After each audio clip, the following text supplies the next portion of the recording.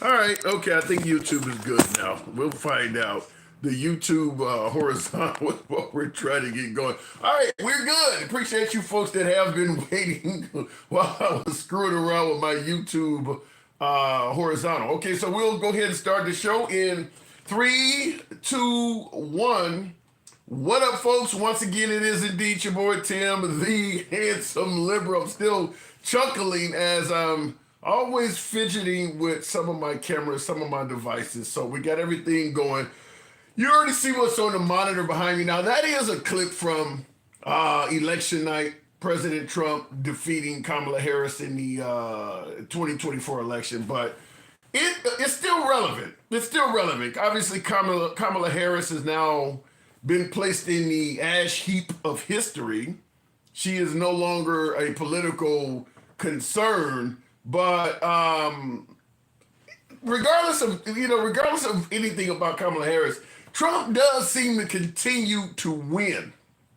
And what I want to talk to you guys about today, or better yet, I want to ask you folks, why is that? Some folks are suggesting that Trump is damn near everything from Adolf to some sort of an evil dictator, yet he keeps winning.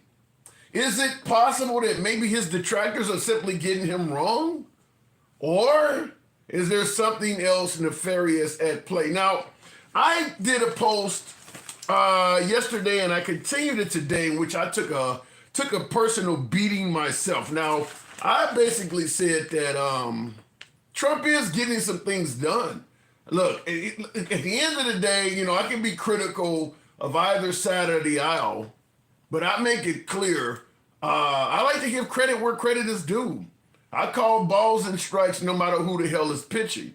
If Trump screws up, I'm going to say he screwed up. If he does something that is successful, I'm going to say that too. I'm going to say that too. This is not a show where we run from a mindset of, even if he cured cancer, we'd find some bullshit to criticize. No, we would give him credit for curing cancer. I'm going to bring up the tariffs. I'm going to start off right away with the tariffs. Now, he threatened to impose tariffs on 3 different nations. Appreciate the hat and mustache, Jessica. Yeah! Starting the program off right. Thank you, Jessica.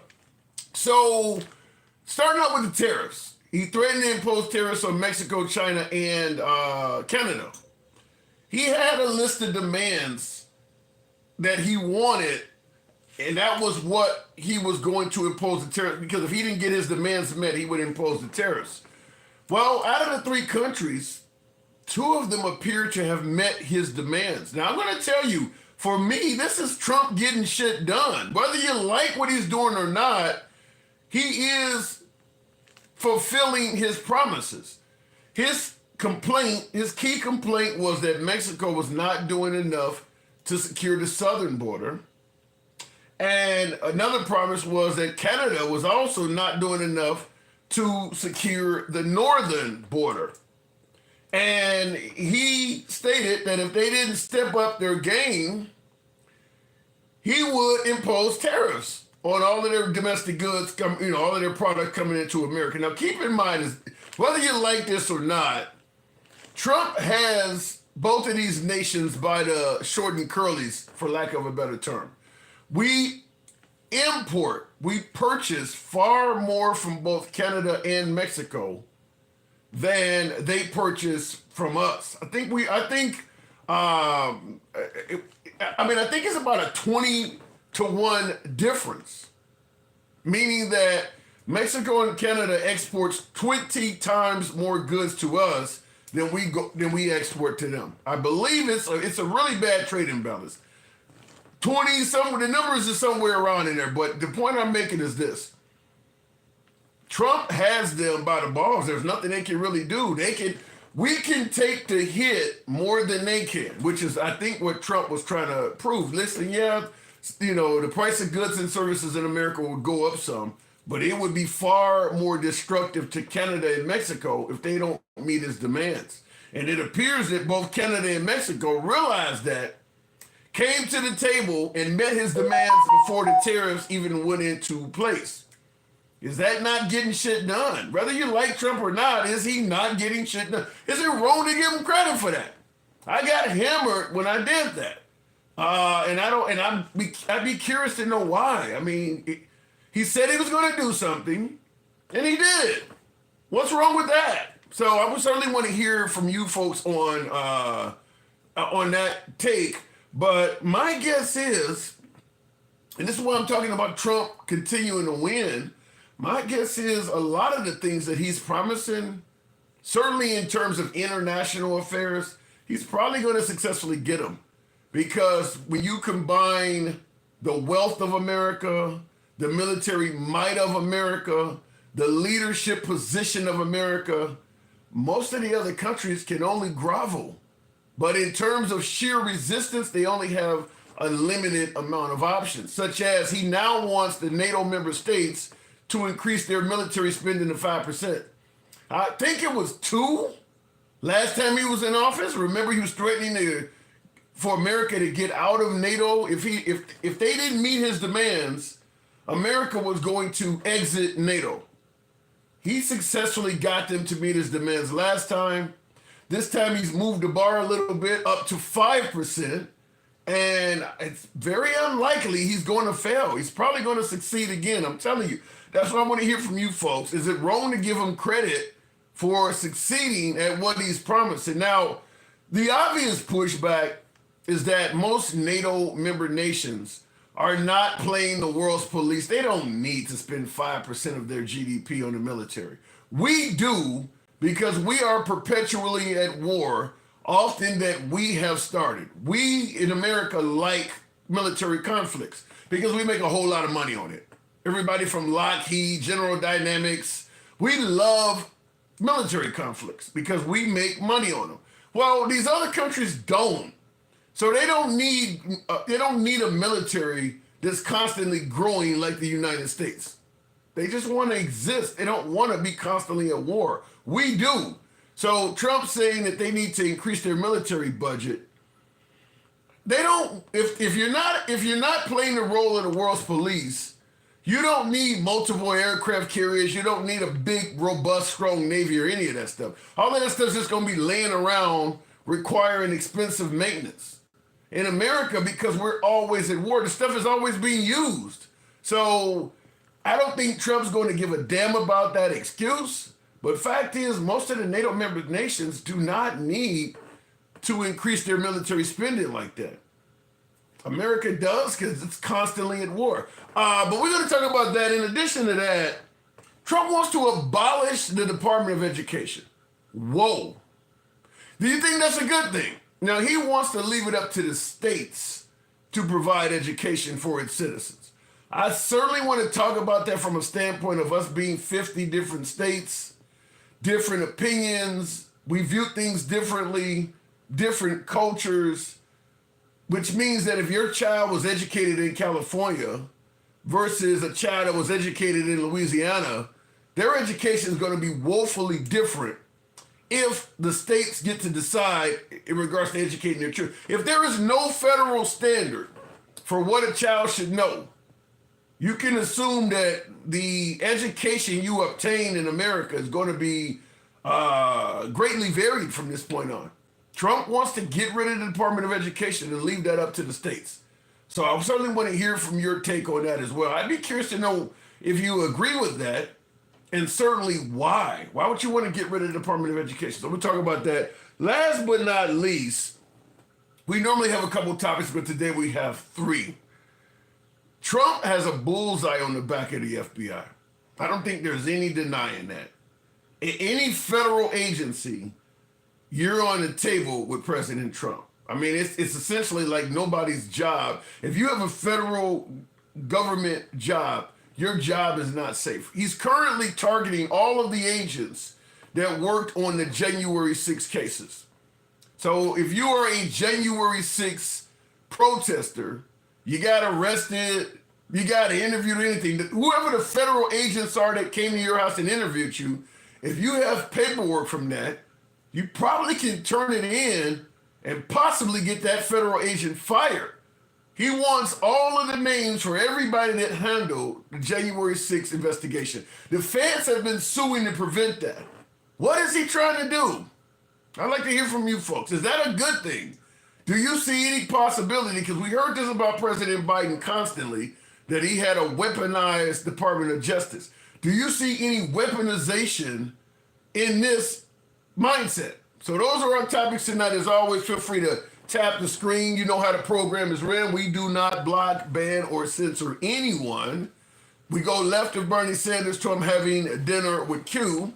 As I always say, we are MAGA friendly, been MAGA friendly from day one, always will be. It's all about free speech. So looking at the comments right off the bat, he's targeting anyone with a colorful background or organization, crime member or leader, etc. Okay, let me try that one again, Stephen. I don't quite get that. You said he's targeting anyone with a colorful background in the federal government? Okay, so you'd have to define, if you have a federal government job, what is the definition of a colorful background? Organization, crime member, or leader? Yeah, I'm kind of drawing a blank on the rest of your statement there, Stephen. So looking in the comments before we go to the first caller, I don't know what I hit there, but we'll start it out with Sherbert on Instagram. And by the way, folks, if you want to know how to call in, you can either go on TikTok or Instagram. The Handsome Liberal on both platforms as well.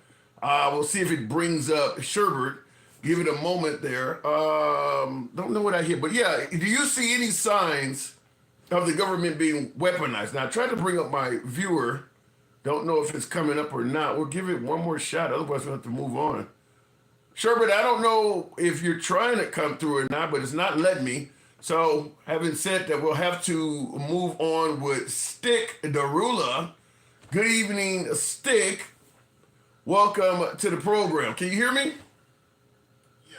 Okay.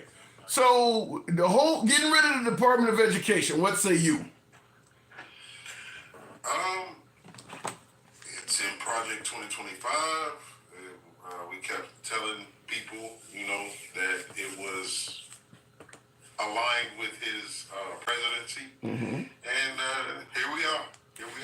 Can anything good come out of this though? How would he explain it? I mean, he's obviously denying Project 2025. So what would be an explanation for doing this? The explanation is nothing, but he wants. Okay, so his base is really already where he wants them to be, right? What do you mean? Explain it. What do you mean? They're believing every word he says. He throws something out there, and then he puts his ear to the ground. If they bite, they bite. If they don't, he kind of moves to the next extreme thing. Well, shit, what has he ever said where his base didn't bite? Exactly. so that's my point. That's my point. He has them. Remember, my preparatory, phrase was he already has them where he wants them, mm-hmm. right? But their kids are the ones that he needs them to vote him back in or help change the law to the point of, he needs them done. I'm sorry, Tim. There's no other way to say it. Wait a minute. So they can be the next generation to keep him in 3 and 4 terms, because they think he's such a great man, Does any of this fall on the liberals, though? I mean, because most of the stuff that people are criticizing Trump for, he promised to do it before getting elected, and he still won. Is it possible that he only got in this position because the liberals made such bad candidates? No. It's because, again, his base, his extreme MAGA, his just MAGA period, they make excuses for him. He's just a bad child that goes home and tells his mom and dad, hey, check this out. They're just picking on me. They just me, and I just lash back out. When in actuality, if they were there at the school or if they had a camera at the school, they would see he's the main person walking around the classroom, bullying, taking people's snacks and doing all the stuff that he ain't supposed to be doing. But is it really that shocking that Trump is somewhat of a bully? I mean, wasn't he already kind of known for doing that before winning the re-election? I mean, yeah, but again, he has his base where he wants them. He has the older generation, the ones that can already vote, even the younger generation that can already vote, he has them where he wants them in the sense of the white T-man. And he's trying to bring back the structure of a 1940s, 50s style nuclear white family. So this is. But you can't. Elon Musk. You're making it sound like you're making it sound like he wanted to make racism great again or something like that. But how do you explain all of those Hispanic votes? The Hispanic vote is like this. A lot of them are Catholic and or Christian. So they align right along with the Republicans, including the Cubans, because they're the men of the house. They're the ones that work. The women, they take care of the kids in the household. So that's what they want. That's what they're trying to do. The woman, she should be dumb as hell but pretty as hell. So, but they wouldn't do that. They wouldn't do that if he was a racist. So this would mean that he's likely not. He's not a racist, must be then. If the Cubans and the Hispanics saw the patriarchy in him, but not the racism, is it possible because he's not a racist? Well, a lot of Cubans and the lighter Hispanics think they're Caucasian. So I'm just being honest, especially the Cubans in Miami. I'm here in Tampa, and the Cubans here in Tampa are different than the ones in Miami. Yeah. So it's just where you're at. You can either see it or you can't see it. MAGA has never seen it. MAGA, only thing they see is his bright skin, and they're happy that they can put out the persona that he's a strong, stern man and he's doing everything for America, but he's not including other people that were here first or that owned the land before, it was... What are you talking about, Native Americans? Native Americans and Mexicans. Yeah, but what? Even Joe Biden, wait, hold on. Even Joe Biden wasn't running a campaign on looking out for Native Americans, was he? Hey, listen, I'm not saying he should run on looking out for Native Americans, but he shouldn't attack them. He shouldn't try to force people off their land. He shouldn't tell people, yeah, I know you got over here and you trying to claim asylum, but you're not a citizen, so I can get rid of you. I can deport you back. Wait. He's not talking about deporting Native Americans, though. Man, listen, the sky's the limit with Trump. You know what I mean? Let's just be honest with it. He's got a three-way special with having the courts, having the Senate, having the House.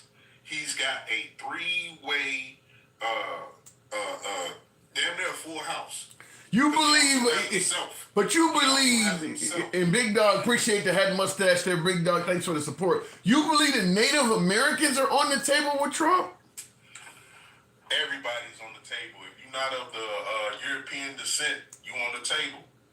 Elon Musk better just chill because he's an African American. He need to chill. Oh my God. But he's a white guy, though. He's a white guy. Yeah, he's a white guy, but he need to chill. You know what I mean? That's all Trump got to, you DEI, homie. You DEI. Chill out. You better shut up. Technically you are right, though, because he's from South Africa. Technically, not technically, but officially, Elon Musk is an African American. That is correct. You'll never hear him claim it, though. Yeah. So that's my point. You out here doing certain salutes and all of this stuff, and then you trying to cover it up talking about my heart. Okay, your heart. He was just saying his heart goes out to you. Yeah. Okay, yeah, it does. That's That's what he was saying.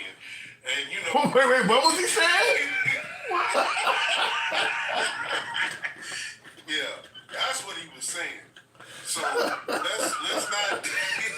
let's not get it confused. Wow. That was on live TV. Yeah. Everybody's seen it. We don't have to try to sugarcoat it. We don't have to have Maganese and try to translate it. He was giving his shots out the way that his people do. How do you now you mentioned Elon Musk and his African American heritage. Creed on YouTube says Elon Musk is definitely the smartest African American alive.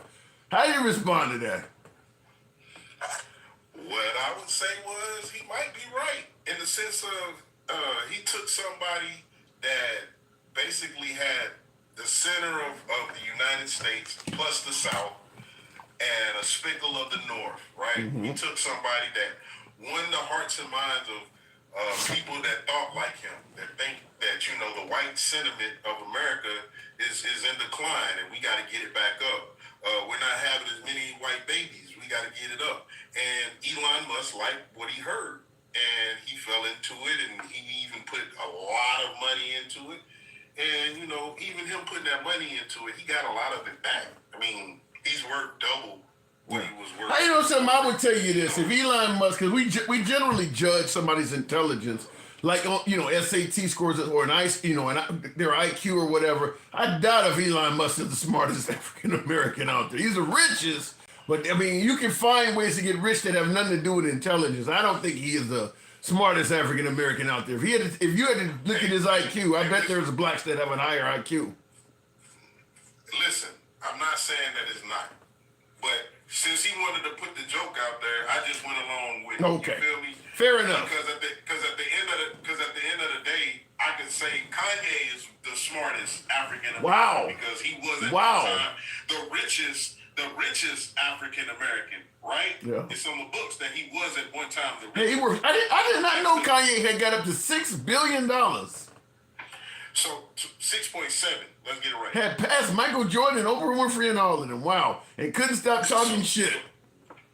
So, but no, he thought he was so smart. Like Trump thinks he's so smart that he can say certain things and it won't hurt him. What is hurting? I think Trump is right though. What is hurting him at this point? He's on top of the world. What's hurting him at this point? Yeah.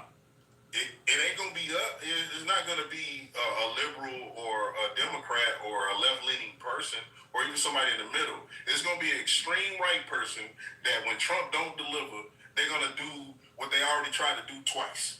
I don't think you're going to see Trump outside like that anymore. I think that that's over with. I think that he probably knows. No. Trump, he loves attention. I just want you to think about this. I just really want you to think about this. He almost got unalived, right? Okay. And his ears, supposedly, something happened with his ear, whatever the case may be. Right. He keeps doing what he's doing. Then another guy's found in the bushes. Yeah. So on the golf course, yeah. Again, he didn't stop moving. He didn't stop going. He was campaigning still, though, Stick. I mean, it's different now. You don't need to do that. No. Guess what? He has the manpower in the sense of now he's the president. He's the sole person that they're worried about. He's not a ex-president where his detail ain't. So wait a minute. Before I gotta move it on, but you're telling me you think he is still going to leave himself out in the open, exposed? All day, every day. Wow. He don't care. He don't care. He again. You just said it. You feel like he's Mr. Untouchable. So he feels like he's Mr. Untouchable. So at this point in time, if somebody, now I want you to think about this also. If Trump was the president during those two times that those things happened, remember the first guy, immediately he was gone. He's the president now. Okay. So if anybody goes at him, they gotta understand that you're not making it out. But they don't care because it's his base. I don't know, Stick. I gotta move it on. I'll tackle that on the other side. I don't know. I hope not. I hope nobody tries to hurt the president, but we'll talk about it. I appreciate you coming on, man. It's just like President Kennedy. You don't do what we tell you to do, boy. We got something for you. Oh, my God. I hope you're wrong. Scale of 1 to 10, folks. Scale of 1 to 10. 10 being my last caller is right. How likely over the next 4 years do you believe it is that somebody will try to pierce Trump's ear again? Scale of 1 to 10. Let me know in the comments. I'd be curious to see that. That's strong stuff. Look at in the comments. Everybody's seeing Tampon Tim and Kamala Harris doing the same things. I will link you to the videos. Doing what same? The same thing is in what way? Liberty or death? Clarify that. Scale of 1 to 10 though. How likely do you think it will be that somebody would try to do that again? I really hope not. I'm just going to say it. I really hope not. There's other look. The political way. I mean, you don't have to worry about voting him out again. Now, if all of a sudden, because a lot of people fear that he will somehow, some way, try to circumvent the system and get a third term or something like that. Now, that could lead to some problems.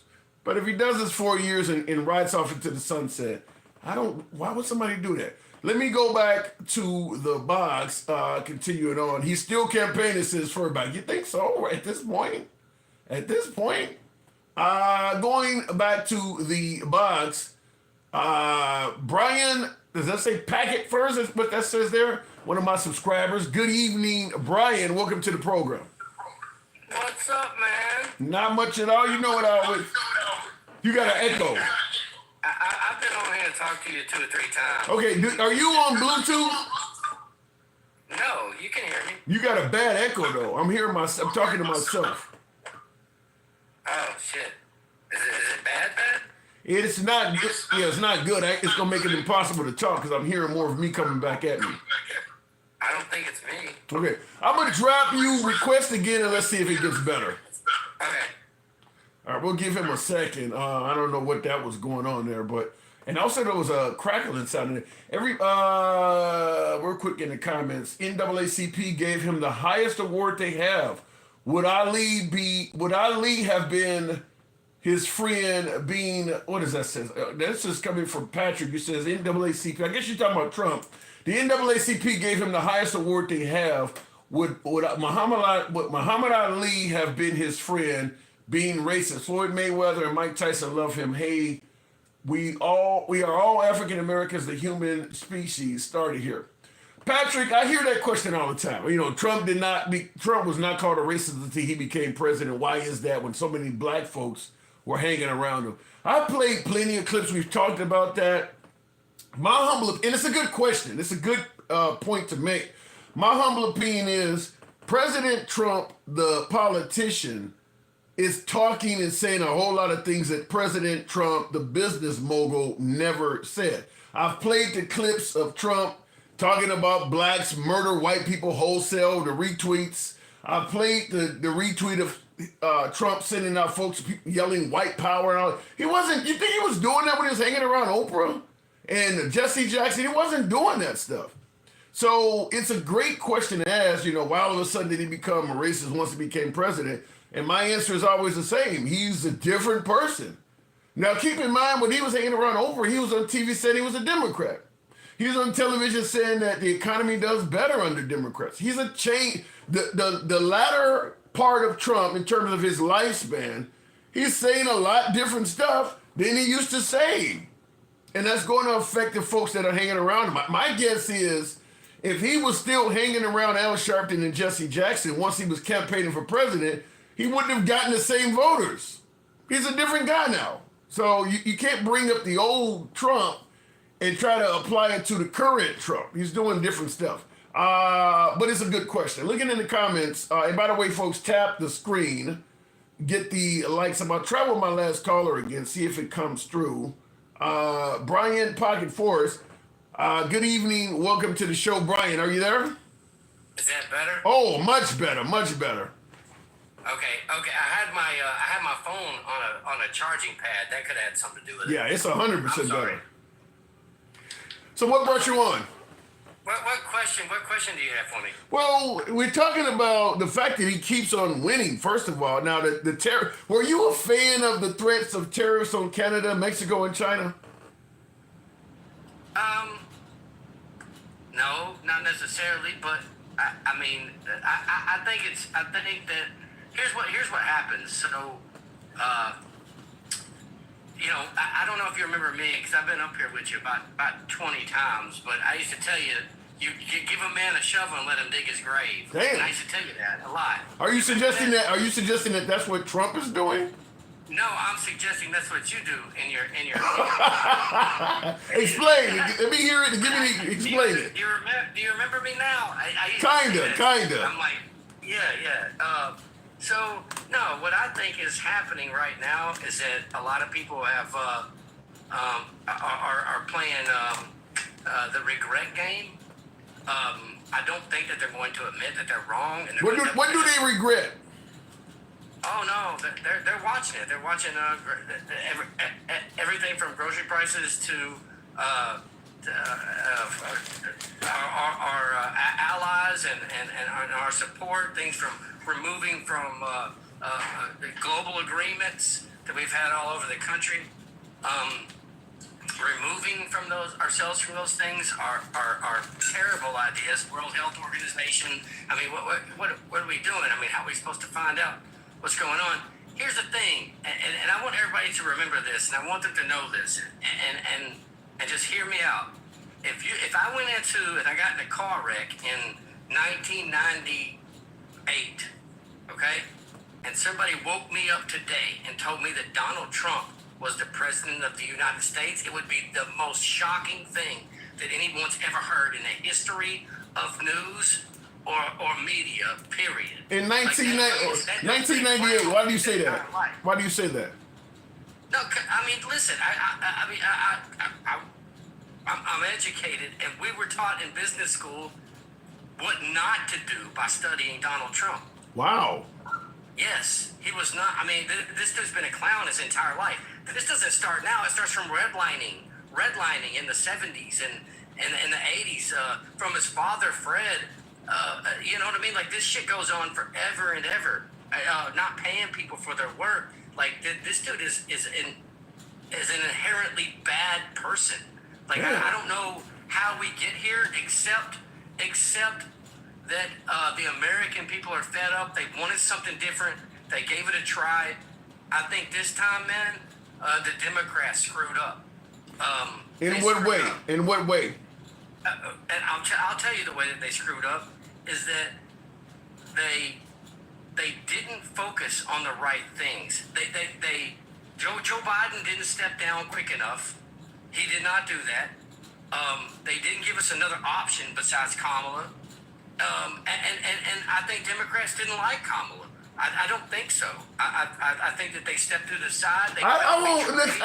Listen. I'll give you half on that. I don't think it was that the Democrats didn't like her. I think that she was not.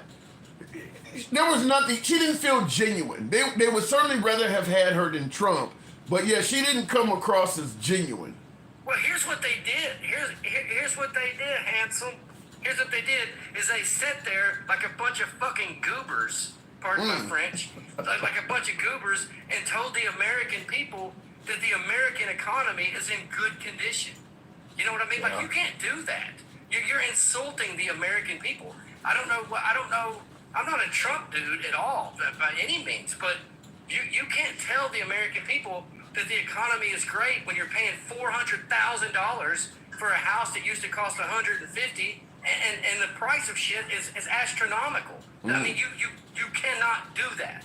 You have to find a way to reword things, to restructure your campaign. This was a mass implosion by the Democratic Party. Wow. So I mean, because considering that they did that, both of them, the whole 4 years, it sounds like you're suggesting that they didn't have a chance. And by the way, folks, I didn't realize I didn't have the sub-only thing on. So folks who wanted to comment on TikTok, it's open now, so my apologies on that. But based on what you're saying, it sounds like they didn't have a chance.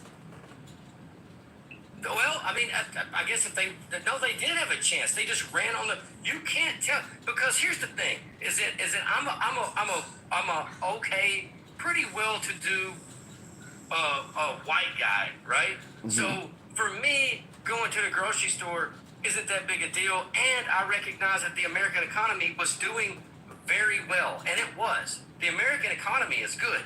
Now, whatever's going on behind the scenes as far as like the capitalistic structure inside of our companies, things like that, that's terrible. But you can't tell the American people as a politician that prices are good and it's great. Right. You know what I mean? So you do think Biden did a bad job then, a poor job? God, yes. I don't think he necessarily did a bad job. I think they ran a bad campaign. You can't say that. You know what I mean? They were not honest with the American people. No. Well, no. I think that they were being honest, but what I'm saying is they weren't being genuine, to a sense of they weren't being sincere and understanding the fact that mainstream America was hurting. So and they said, and by the way, they said the same thing about the border too. Made it sound like the border was under control. But let me ask you this: then, based on what you're saying, that Biden and Kamala Harris were not being genuine at the very least, is it not a good thing that they lost? It sounds like they didn't deserve a second term. No. That's not what I said. Why would you want somebody that's not being genuine to the American people to be reelected? It's politics, man. And what I'm saying is that you cannot go on national television when shit and prices are so high and you can't get control of it and tell people that the economy is good, because most people don't have $250,000 in IRAs. But now did my shit go absolutely berserk? Sure, but I'm just saying that when the price of bread, I look at it. You can't say that. Yeah, but like Azerjian in the comments says, so he's saying lie to us. That's what it does sound like you're saying, is that you're admitting Kamala Harris and Biden were not being totally straightforward, but you're also saying they should have won re-election. Let me ask you this: would you rather have this or somebody that lied to you and won? Well, you're making it sound like they were lying too. No. What I'm saying is there's a big difference in Main Street and Wall Street, and Main Street is a completely different thing. I don't know. Like I mentioned, I also mentioned the border. Kamala Harris and Biden also for years lied about the condition of the border too. I don't think they were being honest. What do you mean? Telling us that there was no major. You got to echo it. You just did some again. You got to echo all of a sudden. I shouldn't have. Okay. We'll see if it. Yeah, you did. Yeah, you got to echo. Did you move around or something? No, I'm good, I think. I don't know, but the echo came back. We'll give it a quick minute here, but Is it okay? No, it's still there. So. Okay. All right, I'll have to move it on because I don't want to. Like I said, I'm talking to myself, but they also lied and made it sound like the border was not that bad for quite a while. You know what? Here's the thing: is that Donald Trump is the king of making problems and then solving them. He's good at that. You know what I mean? Like, he creates problems and then he solves them. I don't think that the Democratic Party was being necessarily deceptive to Americans, but at the same time, they weren't saying the right things to get someone elected. They just ran a bad campaign. You can't have Kamala Harris sitting in front of the media and in front of, on 60 Minutes or wherever the hell she was, saying that the prices are good. That American yeah, but there's more to it. There's more to it, Brian. They also said that Biden was not in cognitive decline either. I mean, that's another lie they were telling. Well, I told you that he should have left a long time ago. I said that. That's how I started this right. Conversation. Right. All right. Fair enough. I'm gonna have to move it on because there's some cracking and echoing. But I mean, based on what you're saying, I know you don't favor Trump, but you are admitting that they didn't make real good candidates themselves. No. Right now, I blame the Liberal Party more than I do the Republicans. Absolutely. My sentiments They could have exactly. put anybody in the world and ran a different campaign than what they did, and they didn't do it. They showed up like a bunch of dumbasses, like liberals do. Like, I mean, honestly, they can't win to save their lives. You know what I mean? I'm sorry, but it's true. And they look like a bunch of dumbasses, and they shouldn't have, because now we're dealing with this. All right, Brian. Appreciate you coming through, man. Thank you. All right, buddy. All right, moving on. And he had a little bit of a crackle, so I ended it a little bit short. But thank you, Brian. Certainly welcome back anytime. We are talking about the Trump tariffs being successful. I got heavily criticized because I made a few TikTok and YouTube shorts saying that Trump is getting shit done, whether you like him or hate him. The stuff he is promising is coming to fruition. So is it wrong not to point that out? If you don't like a presidential candidate, does that mean you can't say anything positive about what he's promising? Because in my opinion, it does seem like Trump is succeeding. But before we continue on, Trump just, and I saw this earlier. This is almost worthy of a whole live in itself. Z says Trump just announced that the United States owns Gaza now. We'll redevelop the land. Now, I didn't hear him say that we own Gaza, but I definitely heard him suggest that the Palestinians need to leave and not return back to Gaza. He stated that Egypt and Jordan should take Palestinian citizens in their countries, that Gaza's rubble, and why would they want to come back anyway? And during the interview, a reporter shouted out, he said, why would they even want to come back to this area? It's all rubble. One of the reporters yelled out, it's their homeland. And Jordan and Egypt have said they're not going to take them. Trump's response was, they will. Trump's response is they're going to take the... So it's pretty clear that Egypt plans on, not Egypt, Israel. Israel plans on taking Gaza from the Palestinians. If somehow, some way, Trump and Benjamin Netanyahu, who just met not long ago on television, some of you folks have probably seen it, but if some way, somehow they get the Palestinians to leave Gaza, who do you think is going to swallow up that land? Who do you think is going to put settlements and colonize that land? Israel. Israel's going to take that land over. So it does sound like Israel is on a land grab, and they're going to take over all of Gaza, probably the West Bank too, all of that. So the Palestinians will officially cease to exist in terms of a nation. They'll just become Palestinians living in Jordan or living in Egypt, and then as, the years go on, they'll just become Jordanians and they'll become Egyptians. But he would essentially be getting rid of Palestinians as a person, as a culture, as a people, just getting rid of them. I mean, that's what it sounds like he is doing. He's saying this. This isn't Benjamin Netanyahu. Now, Benjamin Netanyahu may be telling Trump this stuff behind the scenes, but Trump is the one saying this. Wow, that's bad. If you ever want to, if you're ever concerned why we are often the victim of Middle Eastern terror attacks, I'll submit that as Exhibit A. Taking their land. You don't think that later on down the line, this is going to radicalize a few folks? Like literally just taking their entire homeland. Over the generations, Gaza has gotten smaller and smaller and smaller as Egypt has continued settling on it, to the point now where they're just going to completely get rid of the Palestinian people's land altogether. Wow. That was not what people had in mind when they said free the Palestinians. Continuing on, Will G.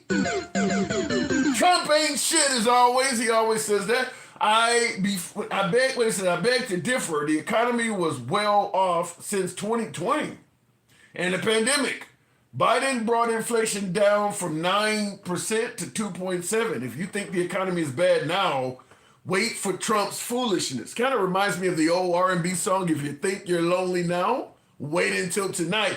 In regards to your statement, Will, this is what my last caller was saying, is that you cannot tell folks the economy is doing well when they cannot afford a car, a home, or in some cases even eggs.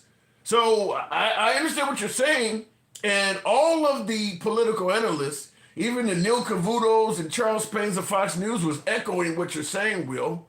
But for the individual citizen, their grocery bill, what they're seeing at the dealership when they're purchasing a home, their perception is reality. So you can tell them whatever you want to tell them. If in their own little world shit is unaffordable, what you're telling them might as well be nothing. People are not falling for it for that simple reason. That's what my last caller said. Anyhow, continue on with the program. Thank you for the super chat, Will G. Biden growth 5.2 trillion. Ripper Trump growth 2.9. Well, Trump's only been in power for two. Well, you talking about the first term? Okay, going back to the box. The problem is Strawberry Milk says get some chickens. Give it time. We may all have to do that. All right, going back to the box, because everybody have to start creating their, harvesting their own eggs. So she was on hold there. Janae, good evening. Janae, welcome to the program. You know me. How are you? I'm doing good. I'm doing real good. Good to have you on. So, Yeah, I can tell you a couple things. Sure. You know me, I'm a talker. I can tell you why you guys lost. Mm-hmm. And maybe your people in the comments will listen this time. You guys talk too much about Trump and the past and what he did in January 6th instead of focusing on what you guys could have done for the American people, meaning Democrats for that matter. Trust me, America was tired. We actually, it's funny how people think Trump isn't a good businessman, yet, I don't know, the guy is a billionaire, so obviously he's doing something right. But the one thing I do want to say, which is crazy, and it cracks me up when I hear you guys say, and people in the comments when they say, well, you know, he didn't do well. Well, it's a little weird because we got many Democrats to jump, and they all got froggy and jumped onto the right side. So let's be honest. I'm not going to argue with that. That certainly did happen. That certainly did happen.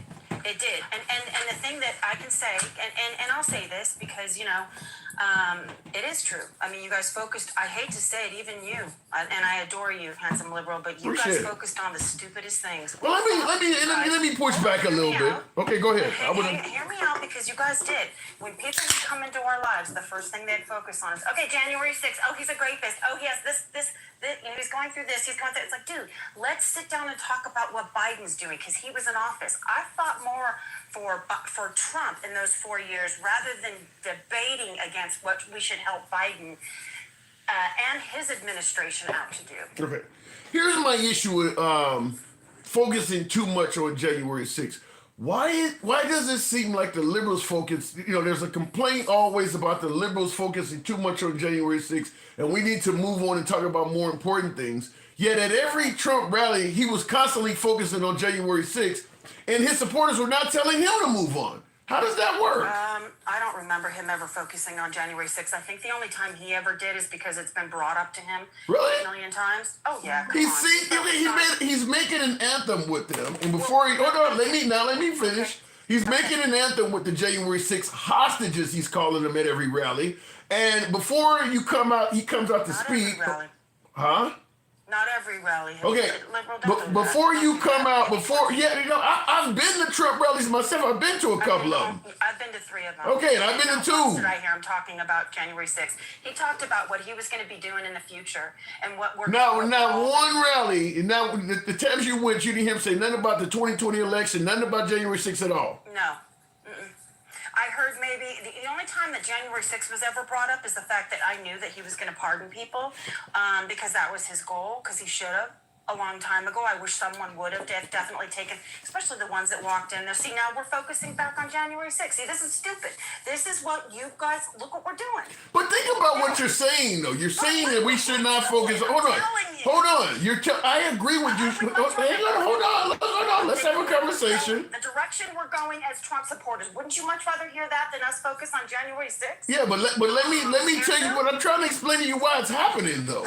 Now, what we should have been focusing on is the border and the price of eggs is what we should have been focusing on. But notice that Trump has been in office now 2 weeks and 2 days, I believe it is. Damn, I'm actually taking count. He's been in it 2 weeks and 2 days. Right.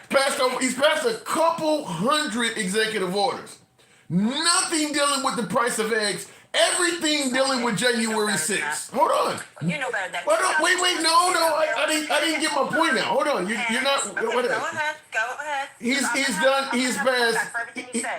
passed nothing dealing with the price of eggs. He's passed several things dealing with January 6th. Even today, they're still demanding all of the names of the federal agents that handled January 6th. So when we say we should have moved on.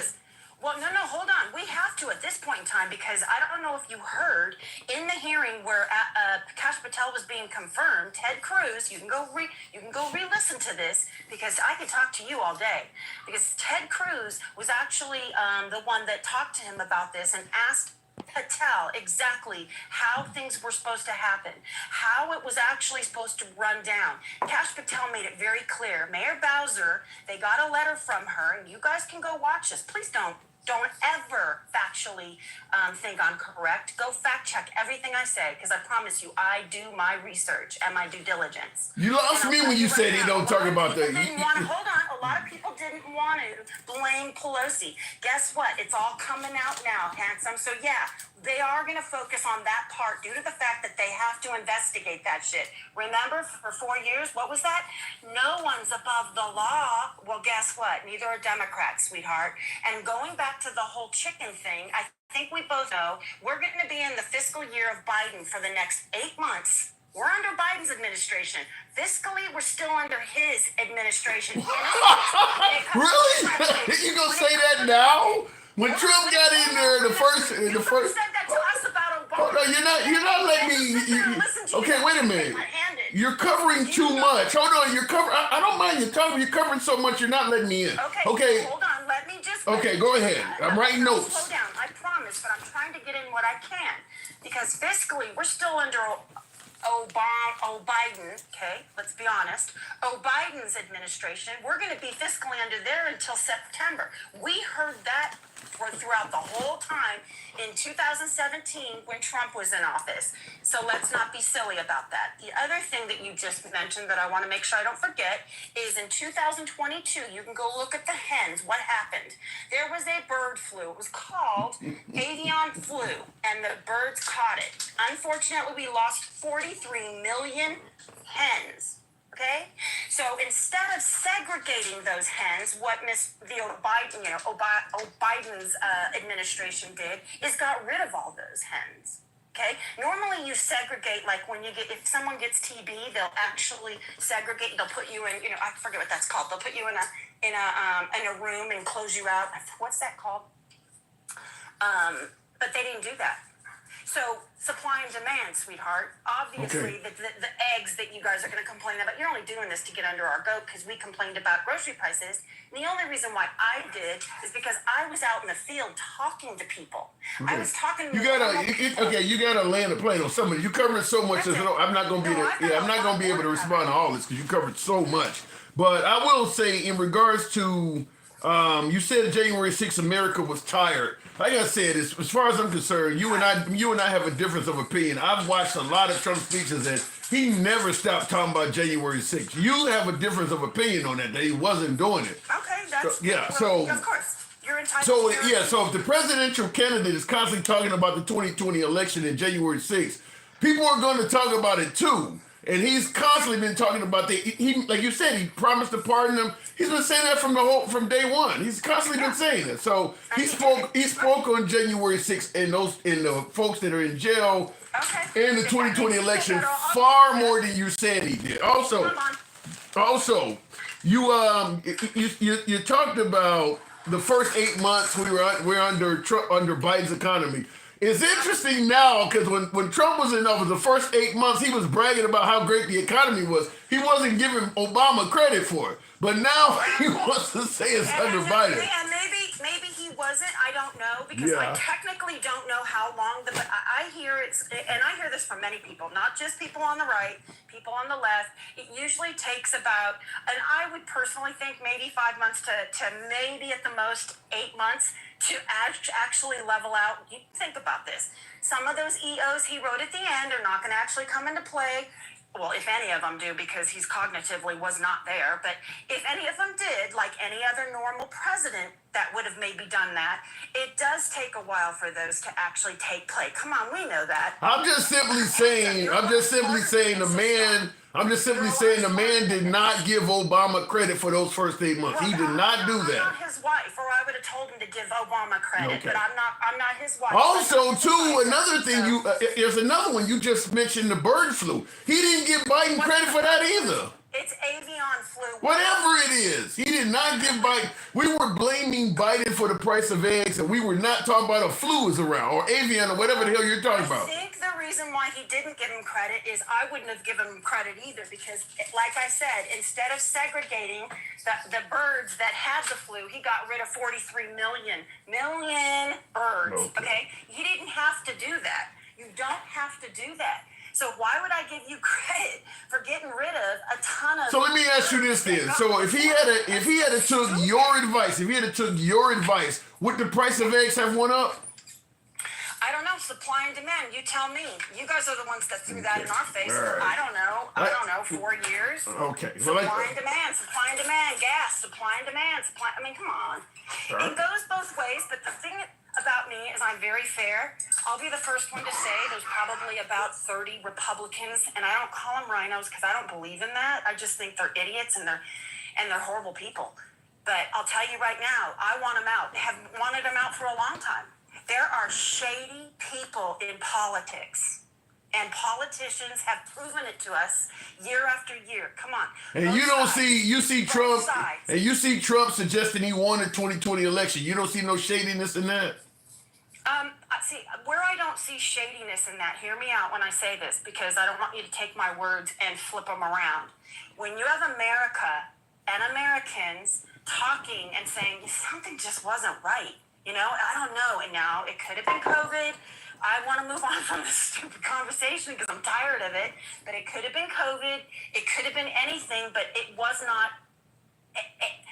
He didn't say it wasn't right. 74 million people Janae, did not feel good. Janae, he didn't say it wasn't right. He said he won by a landslide. Okay, well, maybe, but what can I do about this? See, this is the thing. Listen to me, handsome. When I go out and I get in my car, I back my car up. That's the only time I ever drive backwards. I am not, my dad used to tell me this, Janae, because I used to say, but what about Aaron? My brother used to do things. Well, he did this yesterday. Okay, well, that was yesterday. I can't help what happened 6 months ago.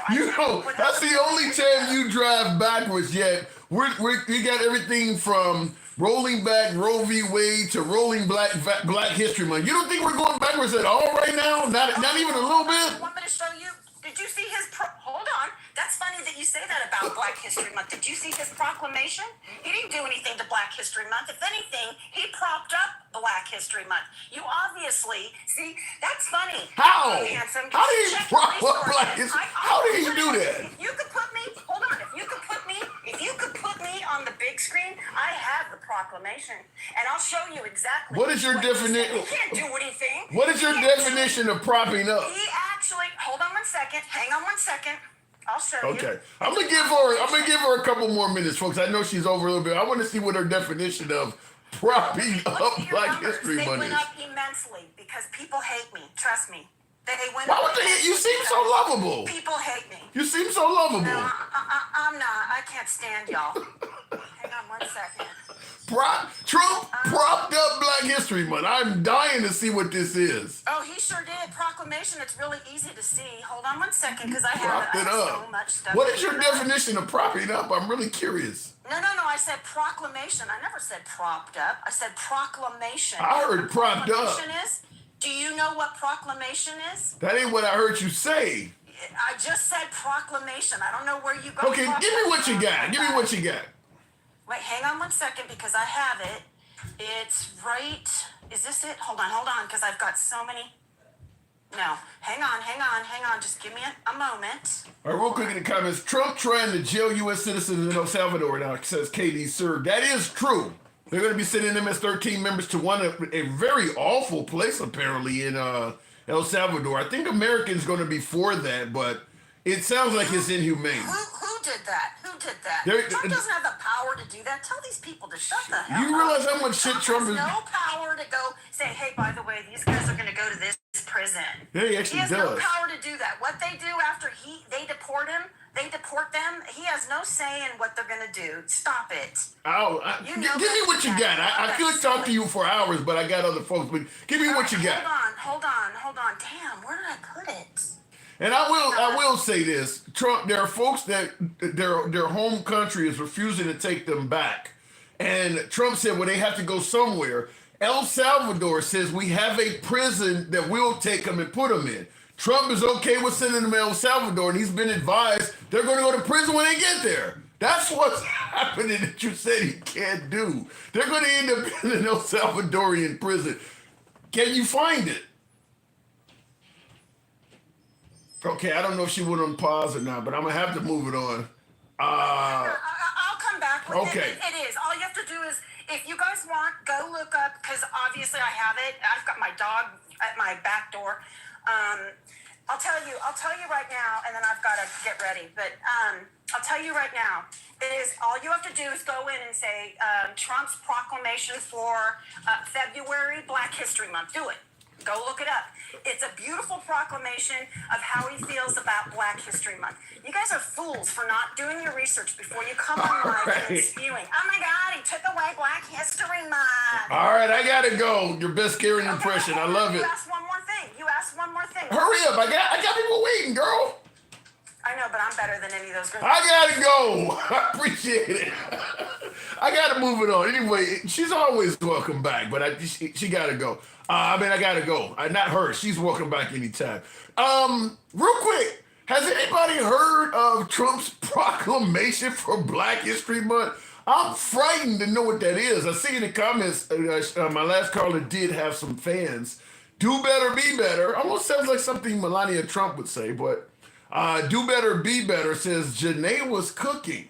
So my last caller, Janae, there's a fan of that. I would like to know what his proclamation. I could talk to her for quite a while, but I got other folks I got to bring on. So I didn't want to drop her early, but there are plenty of folks. And maybe somebody could come on here and tell me what that proclamation was. In regards to, before we go to the next caller, what KO Surge said, that is actually true. Trump trying to jail U.S. Well, I don't know about U.S. citizens in El Salvador. I don't know if he's going to do it to U.S. citizens, but El Salvador has made it clear that they're willing to take immigrants that are deported from here, MS-13 in particular, that are not from El Salvador. They're willing to accept them, and they've already made it clear they're going to throw them in a very harsh penal institution, a 23-in-1 facility where you're basically locked up, solitary confinement for 23 hours a day, and you get 1 hour. And Trump knows this. So the idea that he can't do it, I think the chips are already in place to fall. But I do believe most Americans, certainly when it comes to MS-13, if you could come up with any kind of excuse for why they're violent, I think most Americans would not give a damn about them.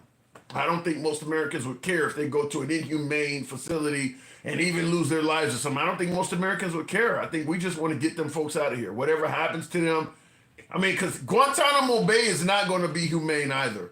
We've had Guantanamo Bay in use before. It was not, wasn't that where they were waterboarding folks and things like that? And George W. Bush was trying to say that that's not an act of, what were they calling it? Torture. That it was not an act of torture. We've already used Guantanamo Bay before, and it wasn't good. So I don't think most Americans care. If you enter this country illegally and you drown in the Rio Grande thanks to barbed wire and things, nobody cares. It is what it is. We're here to secure the border. If you die trying to negotiate our security, then you just die. Kind of like Draco looking down at Carl Weathers in Rocky IV. If he dies, he dies. Looking in the comments, though, I said it before, Tim. Trump is a toddler, huffing and puffing and taking credit as something real adults in the room already handled months ago. Some people are saying that that the tariffs that Trump is celebrating were handled months ago. Here's the problem, because I'm giving Trump credit for this. That's my personal stance on this. I'm giving Trump credit for the success of those tariffs. Some people are saying that Biden had already laid that out.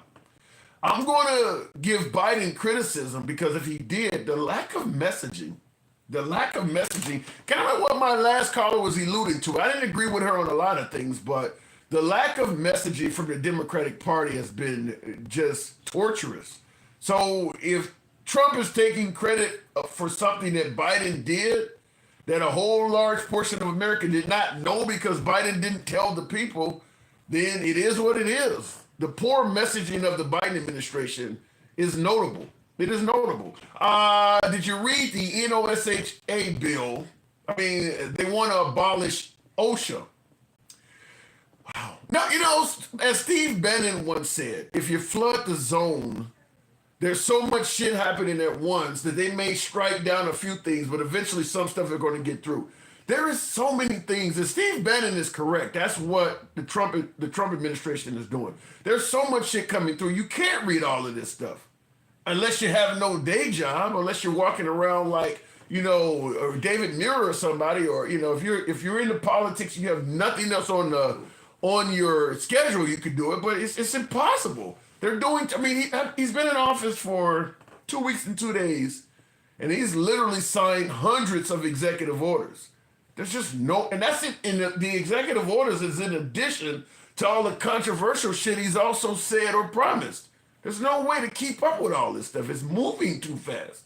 So he is flooding the zone, and it's difficult to stop it all or to even address it all. So no, I have not heard that they want to abolish OSHA, but I believe, and I've said this a few times on the program, if you are a federal employee of any 3-letter organization out there, now you said OSHA, that's 4 letters, but you get the point. EPA, CDC, FDC, ATF, anything. If you are a federal employee of any 3-letter organization in existence, your job is on the table. It is as simple as that. Your job is on the table. You are not safe anywhere. So it doesn't surprise me that they want to get rid of OSHA. It would not. I mean, also too, OSHA is a thorn in the side of big business, and Trump is obviously favorable to big business. So yeah, it wouldn't surprise me if they want to do that. Hand OSHA rights back over to the states or something crazy like that, like they're doing with the Board of Education. Will G says the only reason why Trump is rich is because of the loopholes in the tax code and constant stiffing of workers and services in different locations. It's got to be more than that, Will. I mean, okay, if he's using loopholes in the tax code, that saves you from paying taxes, but you're not making money from that. Stiffing workers, you can save some money from that, but that's not going to make you wealthy. There's got to be more to it for the guy to be a billionaire. There's more to it than that. But obviously, if you don't pay taxes and you stiff your labor, then you'll make even more money faster. But there's got to be more to it than that. Not to mention the constant rug pull of the snake oil Trump sells. He's good at the snake oil stuff. I get that. The gym shoes, the mug shots, the Bibles. It's the golden shower, not a golden age for MAGA. Not if you ask them. MAGA thinks they're doing really good right now. But Will G ends it off once again. Says MAGA ain't shit. All right, before we continue on, I did want to respond to it. Still got a couple more super chats. And again, you can't proclaim something while you bash it at the same time in the form of DEI. That's a great point. My last caller suggested that Trump is proclaiming Black Lives Matter and all this. If you're getting rid of DEI and affirmative action and all of that while proclaiming it doesn't make sense. It does not, and I don't think you're going to find many folks in the black community that are going to agree with what my last caller was saying, is that Trump loves Black Lives Matter. Loves Black History Month and all of that. I don't think you're going to find many civil rights leaders or prominent African Americans that are going to agree with that. Chances are, if you hear someone suggesting that Trump is proclaiming Black History Month and being favorable of it, that person is probably not going to be black that's saying that. That's just my opinion. Trump and Elon Musk are making funds, are taking.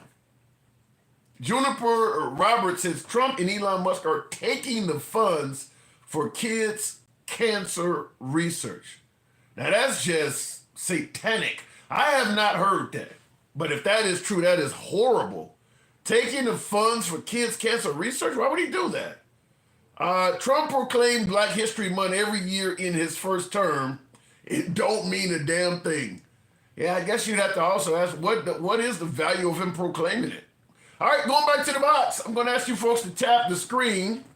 Get the lights on up if we can. I haven't asked that all day. 20,000, we can certainly do that. You know how the program is ran. We don't block, ban, or censor. We'll give it a go with Jeremy, one of my subscribers. I always get a subscriber's first dig. Jeremy, good evening. Jeremy, good evening. Hey, good How evening. are you? I'm doing good. Now you're MAGA, obviously. We know you're obviously MAGA, but do you You got something on in the background, a television or something? No, that's better. Okay, so Okay. sorry. Go ahead and ask your Okay. question again. Now, this whole notion that Trump is proclaiming Black history. Have you heard anything about any of this stuff? I mean, it wasn't the actual topic, but have you heard anything about any of this? I haven't. Honestly, no, Tim. I haven't. Okay. I haven't heard a whole lot about that. Okay. You favor him getting rid of DEI in every corner he can find it? Yes, I absolutely do, because like when people say like all the presidents were DEI, like the early ones that were all white. Mm-hmm. I have to say yeah, because it was just as racist back then as it is now. You think that right now it's just as racist in 2025 as it was in 1925? No, I'm saying the policy of DEI is just as racist now as it was back when it wasn't called DEI. It was called being a white, rich landowner. I don't know. I understand where you're coming from, but in 1925, it was impossible for any African American to get the job. In 2025, I don't see white people being completely banned from anything. What? Give me a career field where if you are white, you are 100% banned from getting a job in that field. Because that's how it was in 1925. I wouldn't say you were completely banned in 1920, and I don't think you are completely banned today. But you were heavily favored. In 1925, you're saying that African Americans were not completely banned. Not completely banned, but they were definitely not favored. Really? So if I wanted to be the police chief, I wasn't completely banned from doing that. If I wanted to be the mayor of Boston, I was not completely banned. It was very unlikely that you would get that position, but being a cop on some level would probably be possible. Maybe even a sergeant, and like the higher levels of police stuff, the less likely it would be. But you'd probably be able to get a job as a cop. And yes, and guess you want to know how I know that? Yes. Because the Irish were hated just as much, sometimes even more than black people. Really? So there's like a whole history of Jim Crow laws for the Irish. Oh, there were. Trust me, like they used to call the Irish white N-words. I know. Every group has had a derogatory name, but in terms of things being ingrained in law, you're telling me the Irish had all of these Jim Crow laws just like African Americans? Oh, it was bad.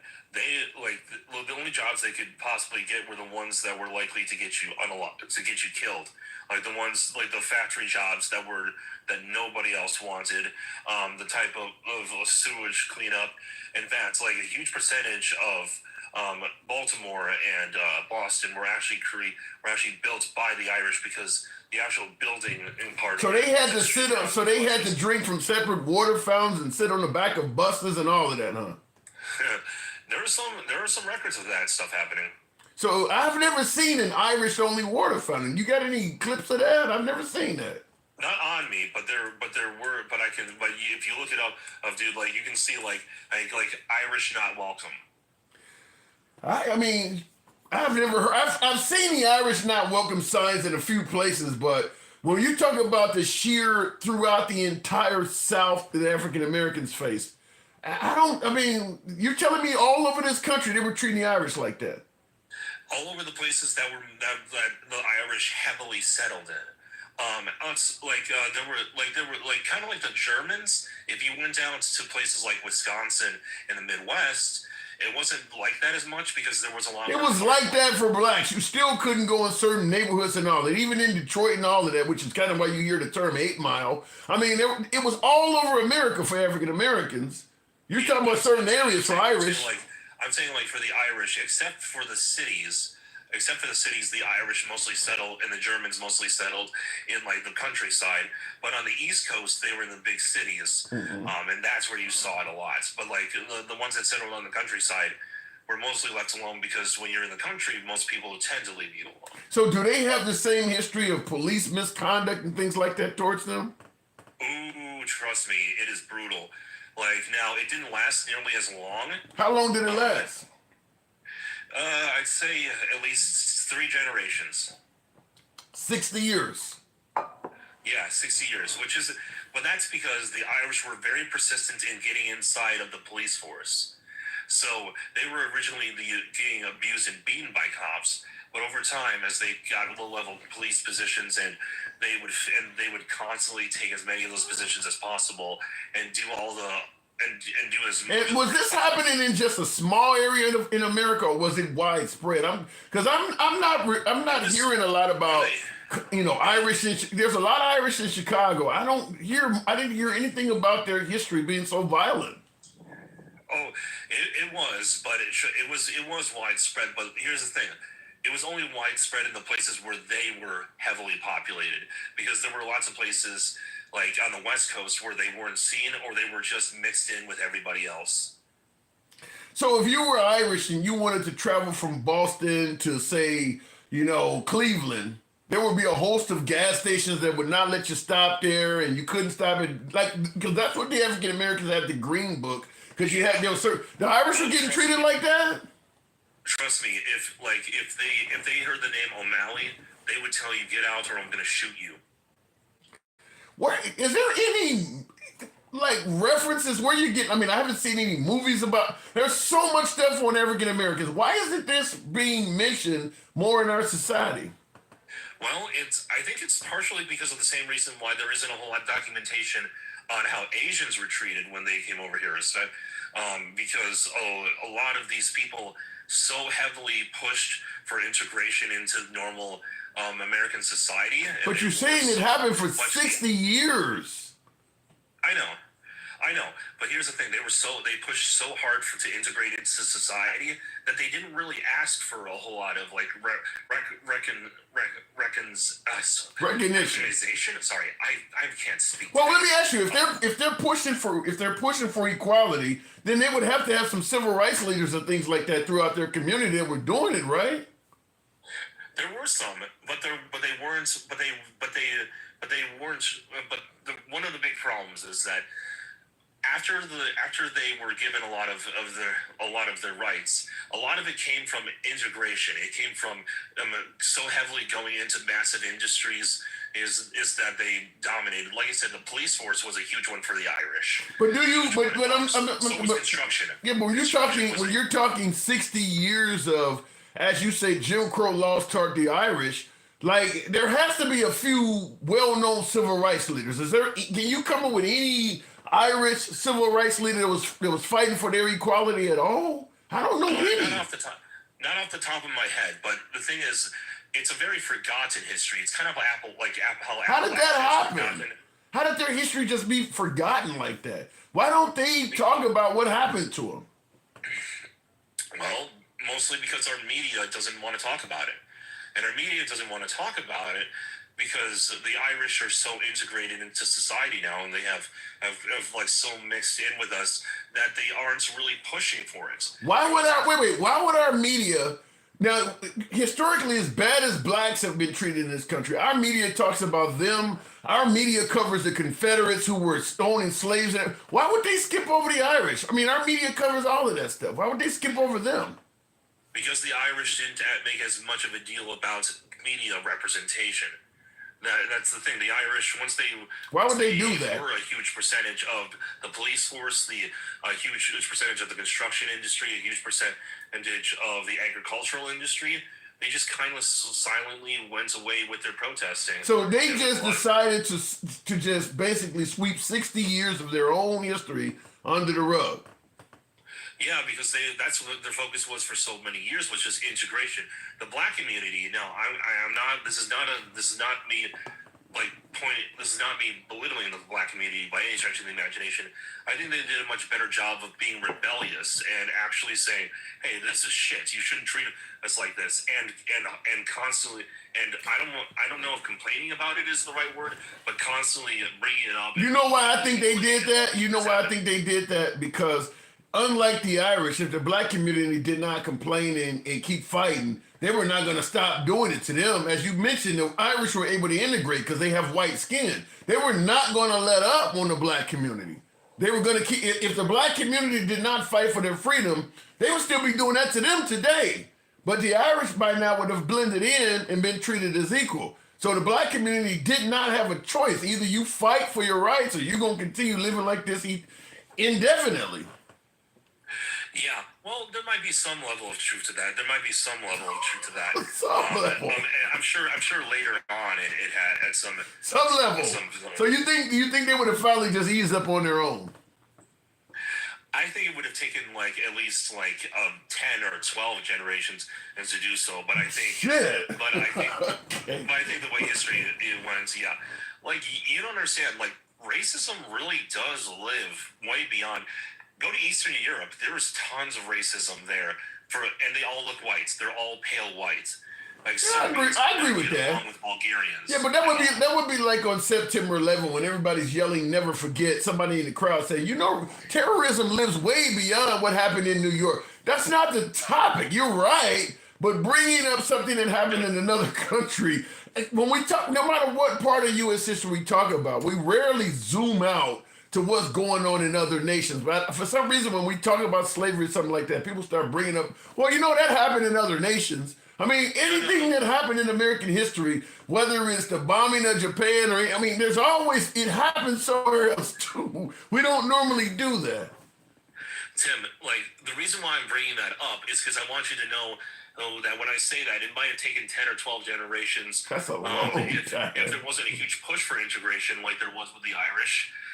That's why I'm saying it, because I'm saying you don't have to have different skin color in order for there to be prejudice. Look, think about the way Jews are treated. A lot of Jews in the United States to this day, a lot of them are Ashkenazi, and a lot of Ashkenazi Jews look very, very, very European whites. Yeah. But guess what? It's there is still a lot of anti-Semitism. Yeah, but still, when you look at the treatment of African Americans in America, not talking about what Adolf did, but in America, there is no group that has been treated as bad for as long. And the Native Americans got treated awful. There's no denying that. But because they went and stayed on their own reservation and was able to get their own governance to some degree, they didn't keep going on the reservation and fucking with them. The African Americans, unfortunately, were out about in society. So the length of time that it went on, there is no other group, probably other than the Native Americans, that have been abused for that sheer length of time. We've been abusing African Americans in this country at least if, and I'm being generous here, at least into the Civil Rights Act. Some folks would say certainly beyond 1964. But from 1776 to 1964, it's undeniable that, so when you say 10 or 12 generations, that's actually longer than that.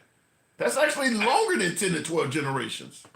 I would agree with you. There. I don't think that's untrue. But like I said, there was such a push for integration with the Irish that they didn't have to endure it for as long as the blacks were.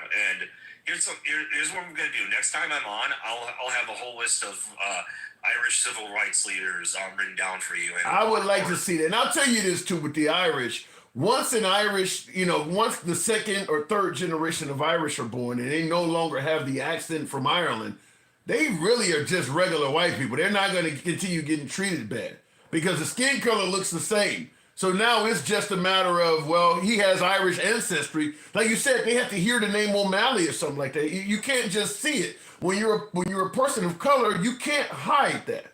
So, so you're going to get way more harsh treatment to African Americans than the Irish ever. Because once they drop that accent, they pretty much are okay. Right. Good example would be Gerard Butler, the actor. Yeah. When you hear him speaking on screen, he just sounds like a regular white dude. Same thing with Liam Neeson too. He's another one. When you hear him on screen, he's just a regular white dude. They're not going to discriminate or mistreat that guy. Yeah, they're not. Well, and nowadays they would find that their actual Irish and Scottish accents, they would find them endearing. Yeah, but they still don't find being color that way. I got to move it on though, Jeremy. Appreciate it. Before you go, Tim. Yeah. Before you go, Tim. Remember, we still have that bet that in 2 months the price of eggs will drop really, really far, and I owe you 4 galaxies if I'm wrong. But if I'm right, you're wearing that Trump hat. You're wearing that MAGA hat. I gotta go. Appreciate it, Jeremy. Always a pleasure. Thank you, Jeremy. And 4 galaxies would be nice. I don't get a galaxy on this program very often. It's probably been a month since I got a galaxy, so 4 of them would be nice to get in one day. I am German, Scottish, Irish, Dutch, and Welsh. Wow, that's all. You pretty much got all of the UK in you. Wow, that's a lot. Says it may be a mess. Yeah, I'm gonna leave that alone. By the way, while I was talking to my last caller, I always have a news program going on behind.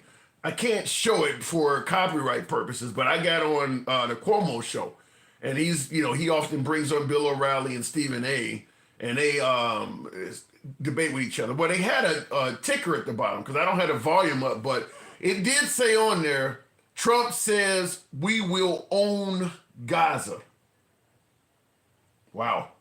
Wow. You tell me, like I said, you tell me why we're always the victim of terrorism. That absolutely will result in something getting blown up that shouldn't. I mean, that's the definition of stealing somebody's land. That is the definition of stealing somebody's land. So America has no right at all to be talking about owning Gaza. The American president, I don't even think Netanyahu has the right to say it. And he was attacked on October 7th. Trump has no business at all talking about owning Gaza. No business at all being involved in that. That will likely get some people, for lack of a better term, unalived. No business at all to be saying something like that. Going back to the box. I mean, that's just terrible. Owning Gaza. So the Palestinians essentially now have no homeland with Trump saying that. And the Palestinian Americans who didn't vote for Kamala, this is what you got. That's a great point, Archangel. If you are, I wonder how many Palestinians though would have voted for. Probably very few voted for Trump. Most likely they sat the election out. But yeah, you're right. That's what you got. That is, you sit it out at your own peril. That's terrible. Right? He has no business saying something like that at all. Real quick in the comments, I want to make sure I didn't miss the super chat. Negative. The Irish are assimilated to whiteness. The gaslight of MAGA is, yeah, I can't, like I said, if the only way the Irish are going to get mistreated is if they got a strong Irish accent. Once you come over here with that strong accent and you give birth to a child and that child learns to speak English in America, that discrimination is pretty much over with. That's it. I mean, it's not going to go on. As he said, what, 3 generations? I don't even think maybe. Depending on if you really want to assimilate in America, you can make it go away faster. Because once you start speaking English and dressing like a typical American person, you're not going to be getting discriminated as an Irish. As an African American, that ain't going to make a difference because they can still see your skin. Montgomery boycott 1955. Jewish Irish bias not as bad. Yeah. I can't see it. Only reason I can even see bringing it up is to try to somewhat downplay what happened to the African Americans and to bring up these other groups of people. But I think any African American from slavery throughout the Jim Crow era would have definitely far more been welcoming of being Irish than being black. I mean, any of those eras, Jim Crow, slavery, you name it. They would much rather have been an Irish than been treated like a black person. Because as an Irish, you're being shunned. As a black person, you're being held in captivity from birth. From birth. Literally, you got a 6-month-old talking about this person is already a slave. So it's a huge difference. Will G says Mexico sent 14,000 troops in 2021, and Canada did what they said they were going to do in December as well, before Trump took office. And that's what I said, the bad messaging. If that's the case, then the messaging of Biden is awful. It just needs to be better. Real quick before we go to the next caller, I don't know make sure I didn't miss any super chats. Like I said, when you guys send super chats on YouTube, it changes the screen colors. So I'm certainly going to read that anytime that comes through. Real quick, they called Trump's bluff. Trump blinked. Well, it looks like he succeeded, in my opinion. It looks like Trump got done what he wanted to get done. Continuing on, though, we'll go to Furback. Good evening. Welcome to the program, Furback. You there? Yeah, I'm here. Hey, what's up? So, Trump's tariffs, is that a reason to celebrate? Is that not a success? No. I would say that about Joe or anybody else that did it. How about promises made, promises kept? No, I wouldn't say that either. You don't think he wanted Mexico to secure his border. I'll take that back. So he's getting these immigrants out of here, or Right. migrants or whatever. But yeah, other than that, he kept that promise. Okay, so he also got Canada to talk about, at least appointing. I don't know how far it's going to go because apparently not much fentanyl comes in by way of Canada anyway. But they did say they're going to appoint somebody that's going to be over, protecting America from receiving fentanyl. So both of these countries, Trump has something to hold over their head and hold them accountable. I mean, is that not a win? I don't see it as leverage. I don't think he has any more leverage over them than they do over us. Really? You don't believe that we buy far more goods from Canada and Mexico than they buy from us? You don't think there's no leverage, not to mention the power of our military? You don't think there's no leverage at all? No, I mean, what would be the point? I mean, you see all these people trying to run the Brexit now. I mean, all this isolationism is going to fuck us. It's guaranteed to fuck us. I mean, well, I don't know if damn how bad our military is. We can't beat the whole world. But we're not taking on the whole world. I think that my guess is if Trump really wants Greenland, we may end up getting that too. Okay. Panama Canal as well. Well, I would like to say that the history books kind of tells it that when they were colonizing, people didn't have internet and history books and shit like that. Mm-hmm. So you take Greenland, what does that set off? A little bit of anger. You can probably take it. Yeah, well, it's going to be more than anger. Like I said, this ain't 1919 or 1860. There's no more muskets and, sending ships to take 40 days to get to you. So, I mean, we're living in a different time. You can't step like that anymore, in my opinion. Well, to some degree, though, I think what he's doing is he's paying off or satisfying the leadership of some of these countries to get them to speak more favorably of him. Before you continue, Dennis Calhoun, appreciate that. Welcome to the Patriot level. Thank you, Dennis Calhoun. But I think that, yeah, he's going to anger a few people. I don't disagree with you there, Furback, but he's making this stuff happen. I mean, he may end up expanding the size of the United States. Is that not a benefit? That's not a benefit. I mean, okay, the expansion of the United States is probably how me and you got here. So that's what I'm saying. So and it was a benefit, though. They took all the manpower from Africa. So look at the development of Africa compared to the United States. I guess the question is, who benefits, though? Me and you, we're not going to benefit. Yeah, I don't like the way it came about, but we have benefited. I mean, we have benefited. I don't like to say that, but we did. We have in the sense that, we'll get quote unquote have equal opportunities and this and that, which is quote unquote even fucking questionable.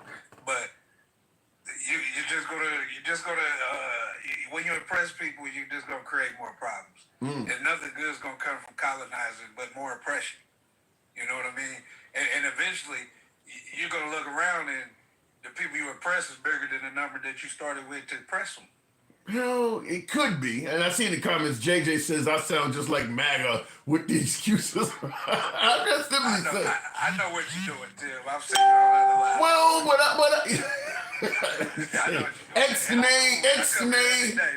X-nay on the oom. You don't see any benefits for America in that at all. I don't. I really don't. I think we're living in a time where we need to have more allies than not. And I don't think that grudges us any favor with people that's on the up and coming. I mean, I think he compromises our standing in the world as far as that. We definitely seem like we're for sale, and we definitely seem like we want to take over everything instead of just working with people. Yeah, I definitely agree with that, but I mean, I guess he thinks that he has enough power that he doesn't have to, do things diplomatically. He can do it by force. Well, you heard the Eddie Murphy story, the story Charlie Murphy told on Dave Chappelle. Power's a hell of a drug, man. Yeah. And I mean, well, we had Elon Musk for that, so. Yeah, and that's another thing. You know, I wrote a couple notes down. I told you a while ago, before he won, that this guy can't pass a security clearance, and now he has fucking data of everybody's financial records. What the fuck are we doing, man? Do you think promoting Elon Musk to that position is gonna come back to bite us?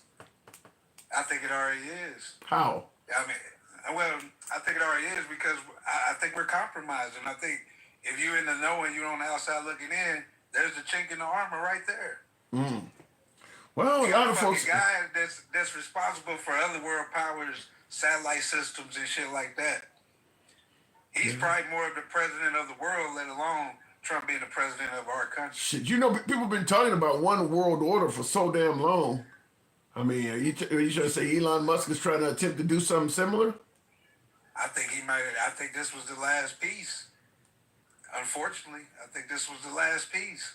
Now, I asked this question before, and I'm gonna ask it again. I'll even ask you. You and I can hash this out. But I asked when I still had my settings wrong, so people couldn't respond in the chat. But I asked on a scale of 1 to 10, considering how controversial President Trump is with all these executive orders and certain groups and cultures that think he's targeting them.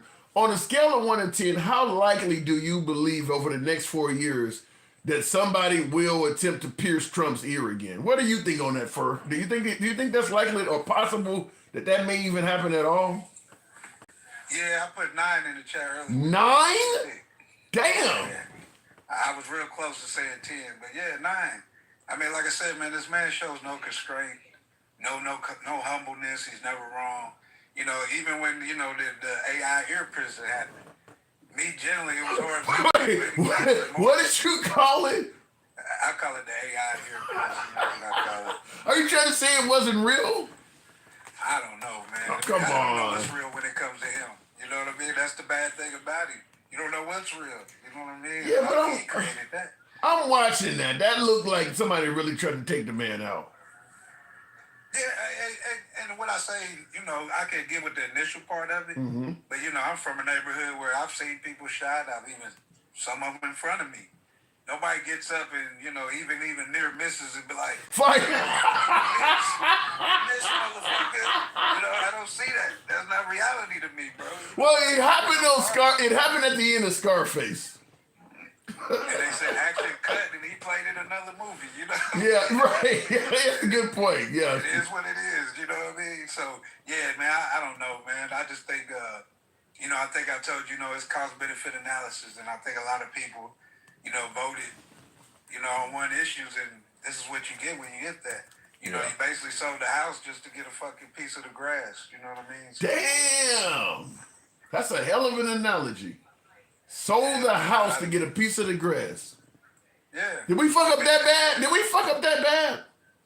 Man, time will tell. We're a resilient country, but we're a young country. I think people forget that.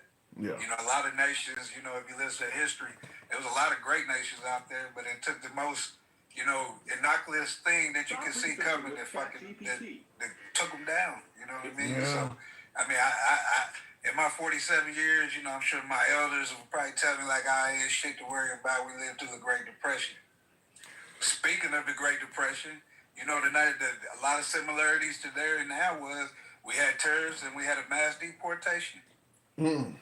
Well, for now, the tariffs are on hold, though. So Canada and Mexico apparently have decided to cooperate. So for now, the tariffs ain't going to happen. So Trump... Yeah, for now, though. But what I'm saying is, in this society, you see what the talk of it did to our money as far as the stock market. Yeah. So, so if you're talking about it with a guy like him that people he's crazy enough to do it, that's not a good fucking thing. We the normal people don't win in that situation. You know what I mean? I got 4 kids, bro. My oldest is 30.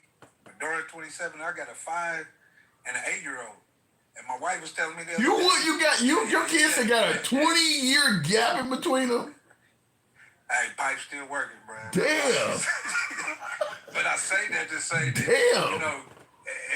It's starting to hit me kind of because my wife was like, they go to school where there's a lot of Hispanics, and my son told me more than a third of his class is gone. Yeah. Kids are not coming to school. You know what I mean? I go through a little neighborhood that, you know, got a few establishments that's always fucking full. I mean, and it didn't hit me until I'm like, where the fuck everybody at? And then Trump's here. Yeah, I've heard in Chicago there are neighborhoods like that, Hispanic neighborhoods that are vacant. People don't disappear and left and shit like that. I mean, it's literally like the diary of Anne Frank all over the damn place right now. Because you got to assume people are doing that. Right now, people are hiding out in attics and living over garages and shit. There's probably Anne Franks everywhere right now. But to my point, what we was just talking about is that people thought, let's get them out of here, not knowing the effect it would have.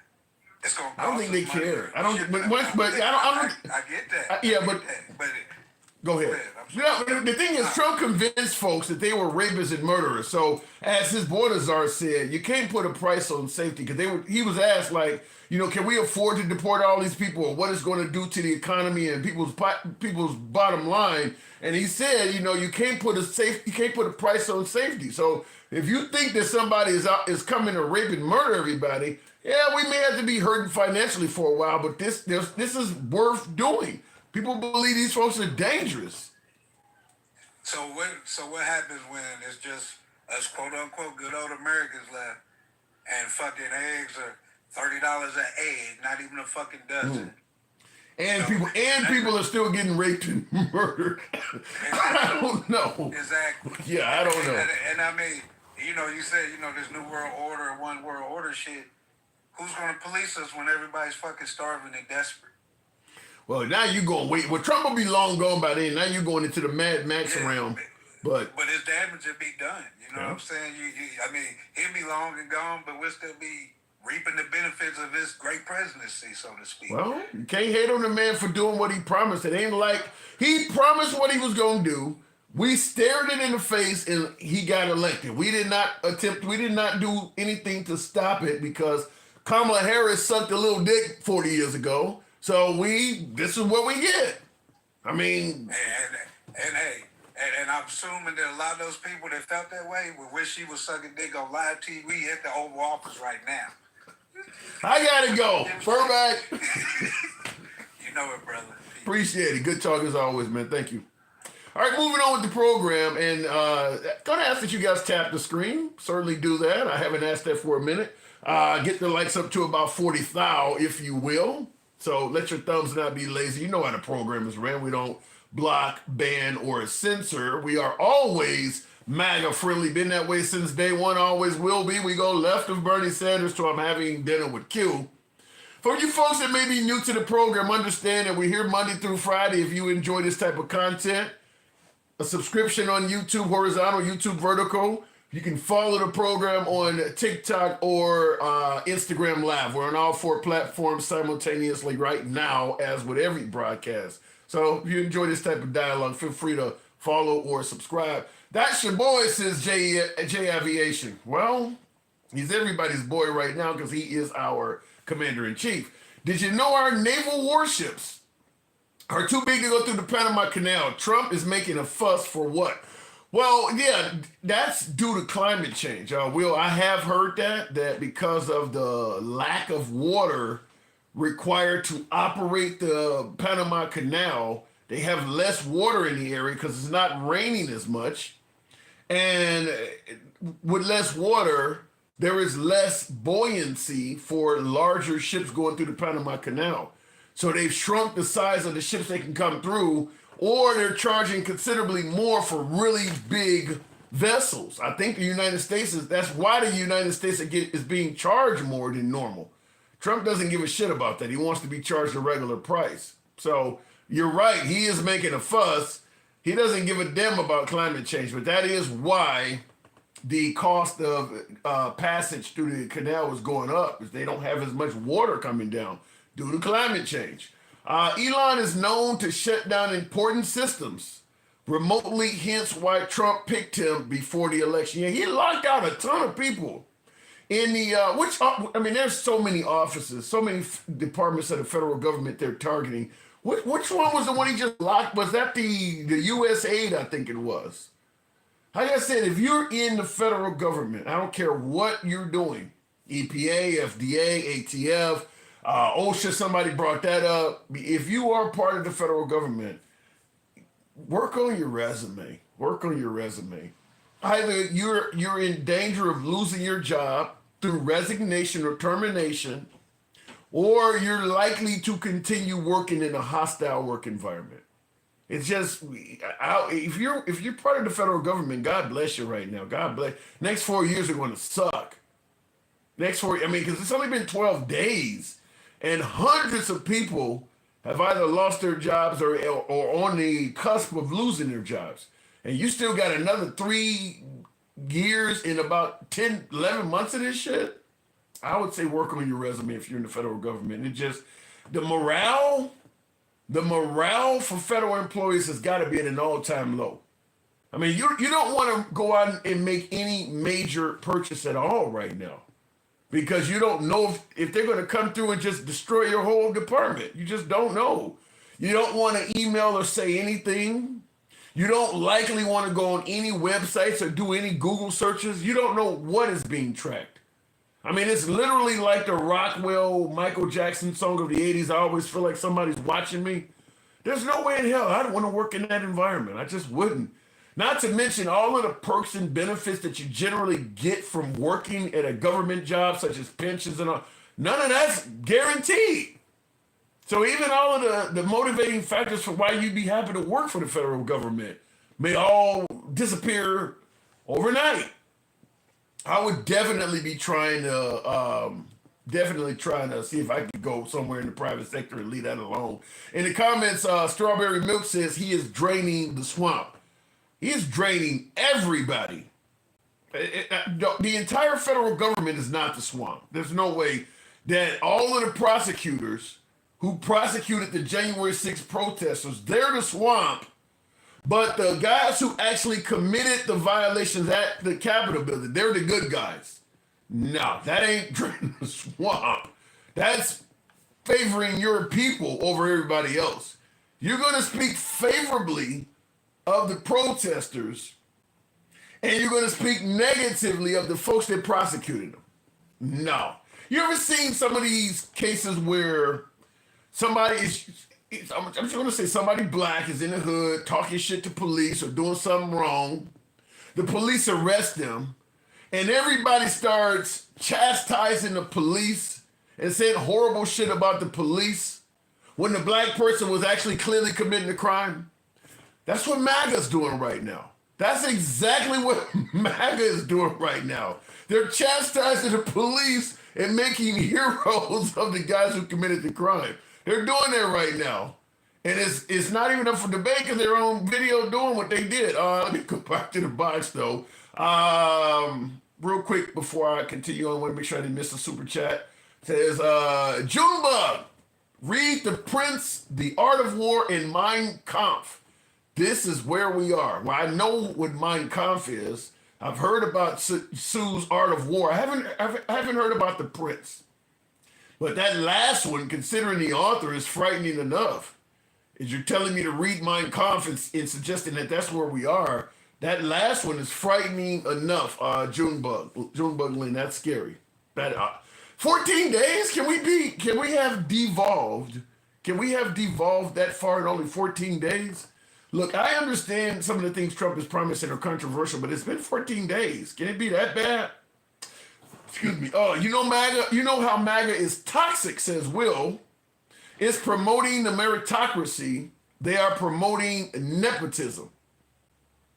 I can certainly see the nepotism coming from Trump. I don't think that that's up for debate, but I mean, wasn't that around before him to some degree? I mean, he's not the only one that would do that. The Prince, Machiavelli, scary read. I haven't read it yet. I have not read that, Scott. Let me go back to the box. If the box is working. Thank you folks that are tapping the screen, getting the likes. I appreciate that. We'll continue on with MAGA React. What I said, Denkel? Sorry. Appreciate you folks that hold it. I'm getting kind of confused with my fat fingering there. But MAGA Reacts, good evening. Hey, what's going on? A whole lot, man. Do you think America should? I'll let you go on the point you're going to go on, but I want to ask you also. Trump talking about America owning Gaza. I want to hear your opinion on that. Go ahead. I mean, that could mean a million things. For one thing, we're now, I mean, I feel like we've always been responsible for it, but yeah, we own it. What the hell have we done beneficial to the Palestinians? No, I don't mean we own it as like it belongs to us. I mean, we own it as we're responsible for it. Whether, you know, the Palestinians are, you know, Trump said he fixed it, he got the ceasefire going, and now it's his responsibility. He owns it. So he has to fix the problem. So you're gonna stop Israel from kicking our ass, fly the leader of Israel to the White House and be buddy with him, and somehow tell me out of all this that you did something for me? What do you mean? You got the ceasefire done. Yeah, you got a bunch of hostages released. Yeah, you decided to quit bombing land that you're about to own. That makes sense. I don't want to put a bunch of craters in the shit I'm about to steal from you. I don't know. I think he meant we own the problem. I don't think Trump wants Gaza. He wanted it. Just problems on top of problems. Okay. Although he owns the problems. He owns the whole situation. It's his fucking... It's his situation. Whatever happened to getting us... At this point, too. Whatever happened to America first in getting us out of overseas conflicts? Well, he doesn't have that option, does he? Yeah, he does. Nobody's forcing him to get involved. A lot of Americans care about Gaza. No, I don't think any American that cares about Gaza wants Trump to make a statement like that. I think the statement is being misinterpreted. That's what I'm trying to say. What the hell do you think it means? Like I just said it, we own the problem. We are responsible for Gaza. It means. So when he says that the Palestinians should not go back to Gaza, what does that mean to you? Well, it's the rubble. It has to be cleaned up and rebuilt before they can move it back in. Like, I don't know. He said, wait. Have you heard any of this? Because it doesn't sound like you heard it. He said that the Egyptians and the Jordanians should take them. He's not talking about moving back in. He's not talking about going over there and fixing the place up and giving them a beautiful place to live. He's talking about the permanent removal. Well, they have to live somewhere while the place is rebuilt. And the way I thought they were going to do it is have them live in the south while they fix the north, and then slowly move them in the north.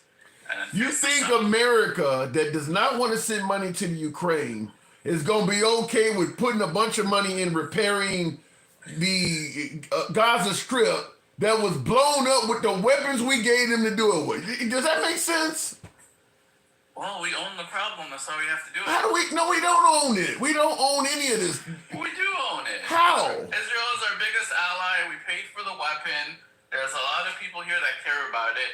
We want peace in the Middle East, and we tried forgetting about Palestine and just getting the peace done, but apparently you can't get peace in the Middle East without fixing Palestine first. Otherwise, you're going to get another October 7th or whatever. So you would be okay with America using our money, our tax dollars, to rebuild Gaza?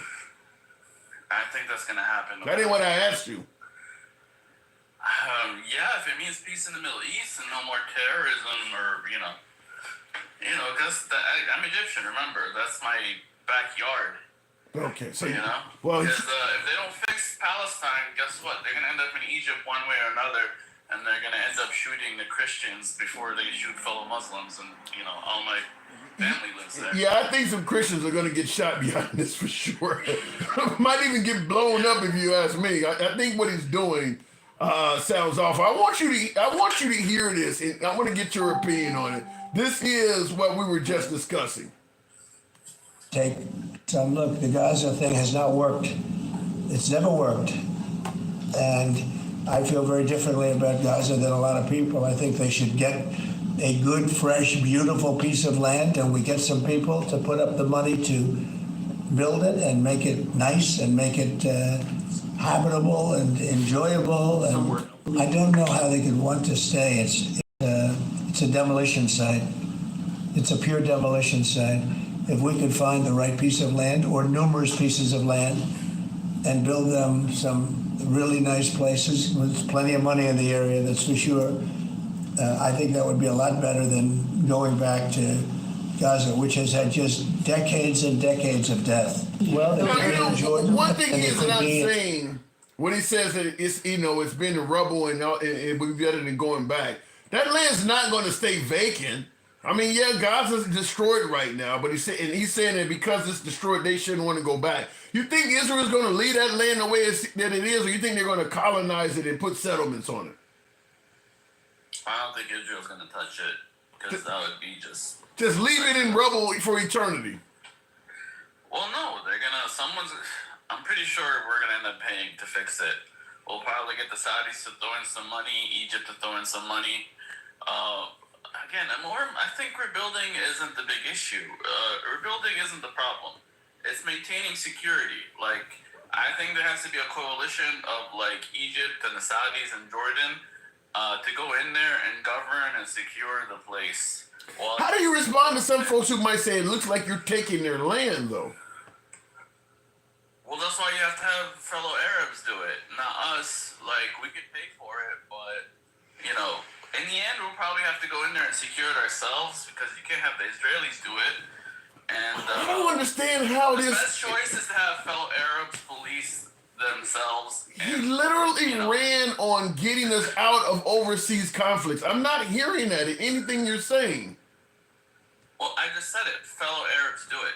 Have the Egyptians, have the Jordanians, have the Saudis, have everybody in the area do an Arab coalition to govern and secure Gaza. I think that's the only way we're going to be able to do it.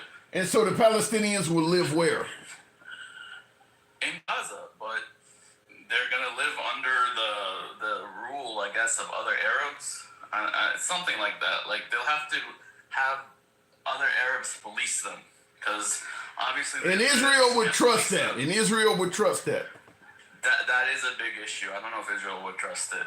I think I'm with you on that one. I don't know. Yeah, that's not. Yeah, what you're talking about ain't gonna happen. I can tell you that. Well, I think what they're talking about is putting the Palestinians in some other country permanently, and that land being swallowed up by Israel. I think you're interpreting that one wrong.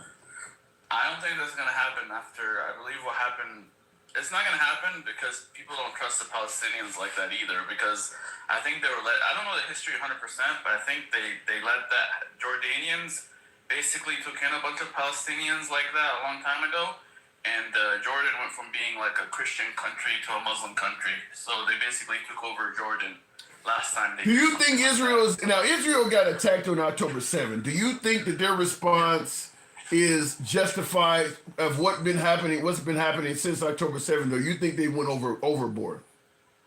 Oh, they went overboard. I can't imagine anyone's thinking they didn't go overboard. There's a lot of people that think they didn't go overboard. Particularly, I'm surprised you would say that as MAGA, because a lot of MAGA believe that the Palestinians fucked around and found out. Yeah, but you could still go overboard. I mean, they were justified, but they still went overboard.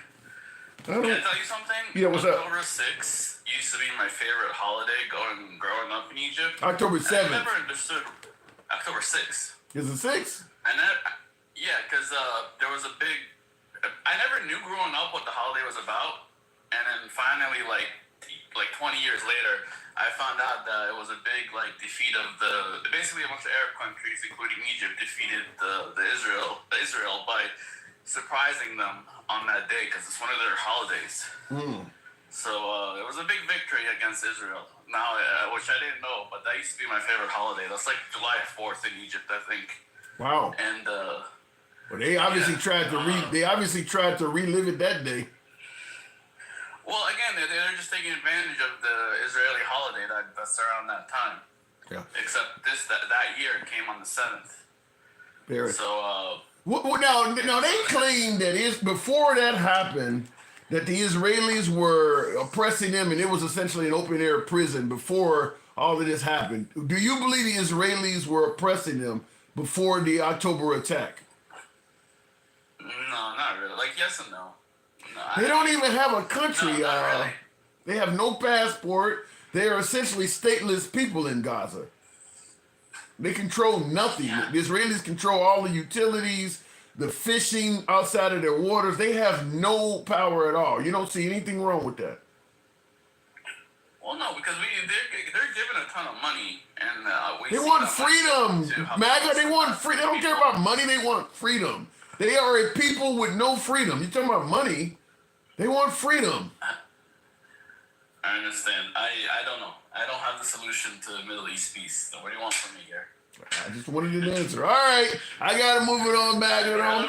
Real quick, go ahead. No, I mean, normally I would tell you, like, if Denka or any of these guys wanted to debate me, let's debate later on, but I don't think I spoke about anything today that would be worth debating them for. That's a good thing. That's a good thing. Go ahead. One last thing. What? Debate. On the days when they're bringing my name up and they want to, like, nitpick all the shit I'm saying, after you're done talking to them, bring me up and we'll debate each other. I think you should do that every now and then. You'll get a lot of audiences out of that. And then the only other thing I want to say is I find it very funny that all these people on the left are like crying that, you know, why are we deporting all these immigrants? We're going to lose our slave force. Like, they want to keep them as slaves is the way I hear it. I don't think it's necessarily... The economy's going to go to shit. I think it's a lot more than that to it. I think the draconian treatment, calling them rapists and murderers, I think that in addition to the slave force point you're making, I'm not totally disagreeing with that, but some of the language coming out about how awful and how dangerous they are, a lot of folks believe that that's not true. And the draconian treatment, like putting them on Guantanamo Bay and sending them to El Salvador and all this stuff, some of the treatment sound like it may be inhumane. They're complaining about that as well. That's the other thing. Guantanamo Bay is not it's a prison. It's as good as a prison can be. But the place itself isn't what was bad. It was the people there mistreating the prisoners is what was bad. But the actual place, I think, is just like any other prison. There's anything really bad about it other than being in the heat of Cuba. Right. And the people that are at Guantanamo Bay have been told that everybody I'm bringing you is a rapist and murderer. You're not going to get a lot of humane treatment. If you believe any prison that's loaded with rapists and murderers, you can be sure the warden and the correctional officers is mistreating those people. I mean, that's just, even if it's loaded with level 5 inmates, the warden and the correctional officers are mistreating those people. And Trump is making it sound like every illegal immigrant is a level 5. So it's going to happen, I'm telling you. And not only that, but you know that if you do something that is outlandish to an immigrant in Guantanamo, chances are Trump, or at least his borders are, has your back. They're not going to hold you to any serious account for abusing a rapist or a murderer. They don't care. Look, he about to leave here anyway. Nobody needs to know about this. So you can be guaranteed that there will be everything from assaults, probably a little bit of grapes, you name it. All that stuff's going to happen. Prisons, though. Huh? That's all prisons, but that's not even my point. Like, I mean, look what happened with the children in cages. That leaked, like, immediately. This is going to be that plus. This is going to be that plus more. And it'll leak. And maybe shut down Guantanamo Bay again. I don't know if it'll leak as much. I don't think stuff like that is going to be kept quiet. Like, I'm not as confident as you, because now if you leak, the Trump administration will come after you. You'll get fired. And cancel culture from MAGA is a lot stronger than the cancel culture from the liberals. If you're a federal employee, they're going to get rid of you. So I don't know if you got access to Guantanamo, you got federal clearance like that. I don't think that the leak people aren't going to feel confident to leak like that, because you know they're going to come after you. Yeah, but you forgot what happened last time. They had freaking AOC and all these congressmen constantly visiting the camps last time. I don't think that's going to happen this time. I don't think that's going to happen this time. No, it's political. They'll be stupid not to do it. It's political gold for them. Wait. You say that anytime Melania Trump can go down to check on kids being separated from families with a jacket on that says, "I don't even care," they've made it clear they don't give a fuck about these people. I mean, the first lady is wearing clothing that says, "I don't care," and you think that there's going to be some kind of sympathy or some kind of humane structure. I don't feel confident about that. I'll give you the last word.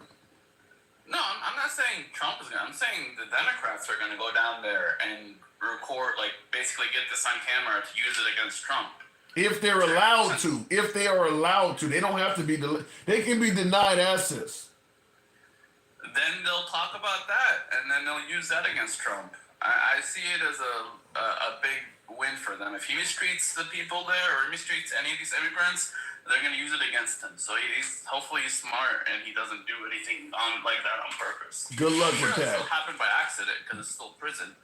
But if it's his fault in any way, the Democrats are going to call him out on it, and that's why we have Democrats. All right. Good luck with that. Thank you for MAGA. For MAGA Reacts, thanks for coming up.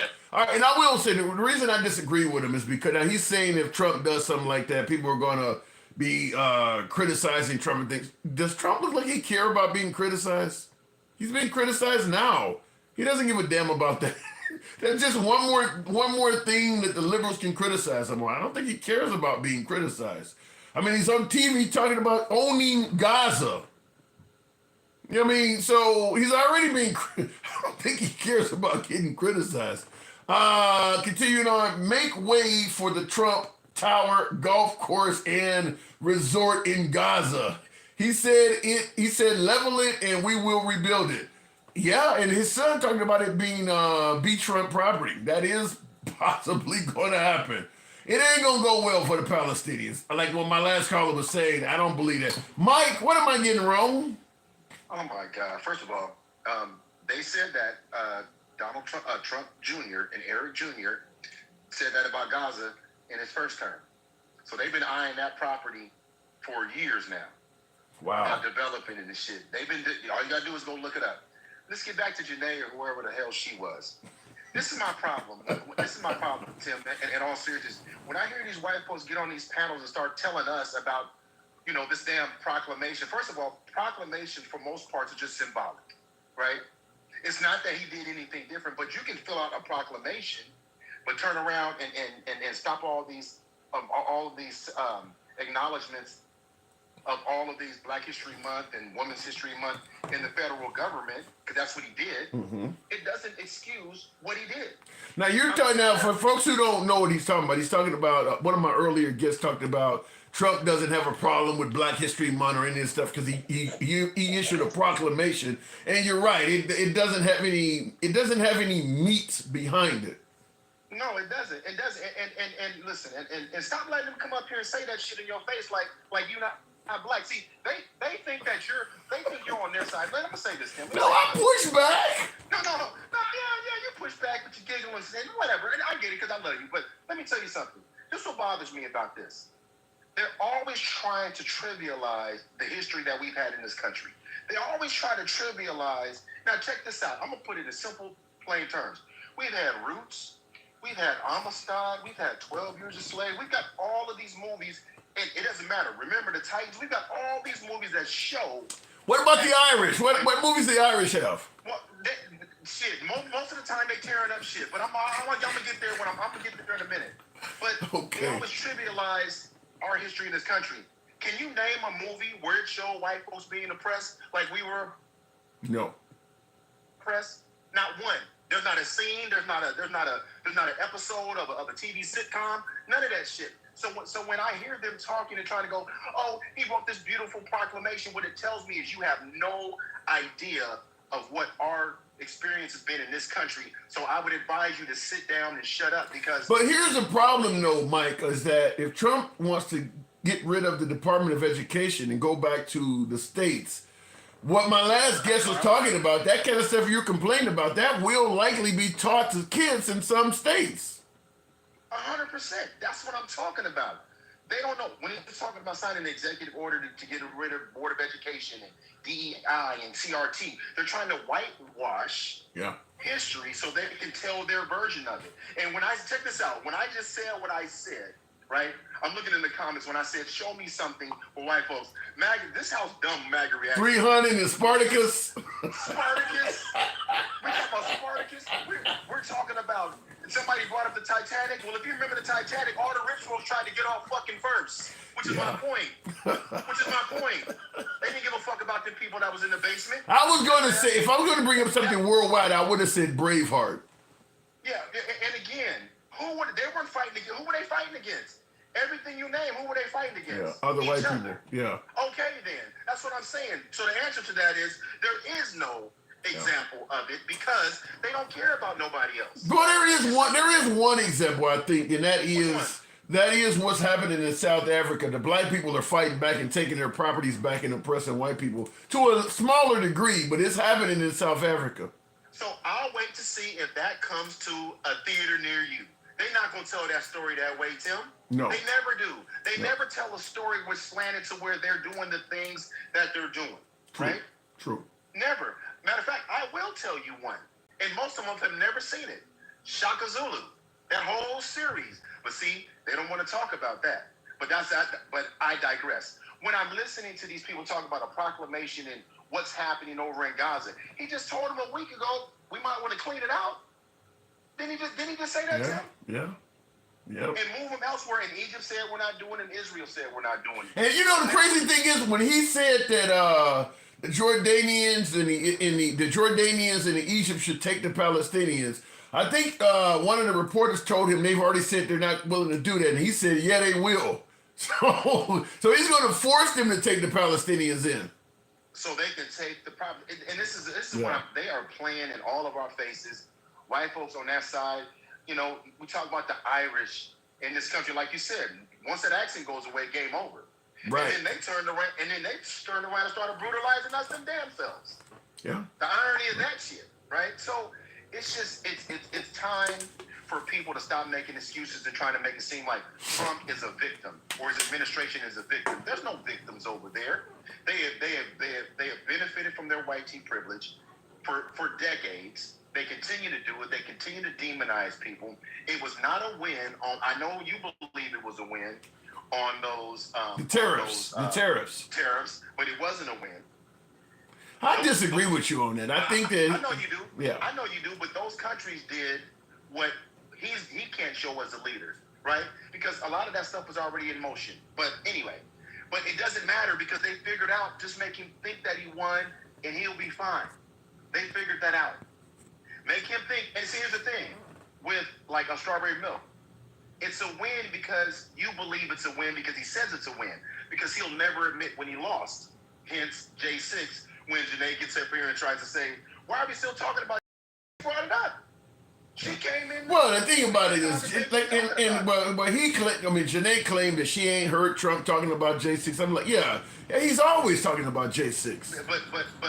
But she also said that she was well versed and she does her homework. So if she did her homework, she would have seen the things that would clearly show that it was never stolen. Yeah, you know. See, you got to be careful what people tell you. Well, I'll tell you something, because when she was talking, I still got she was covering so much.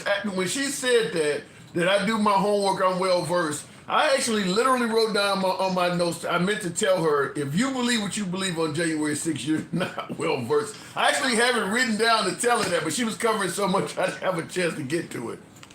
Right, because if she was well versed, she would have seen the indictment, she would have seen all the evidence that showed it wasn't stolen, she would have known that he lied, she would have known all of that. She was well versed, but she wasn't. But she believes that she is. See, that's the thing.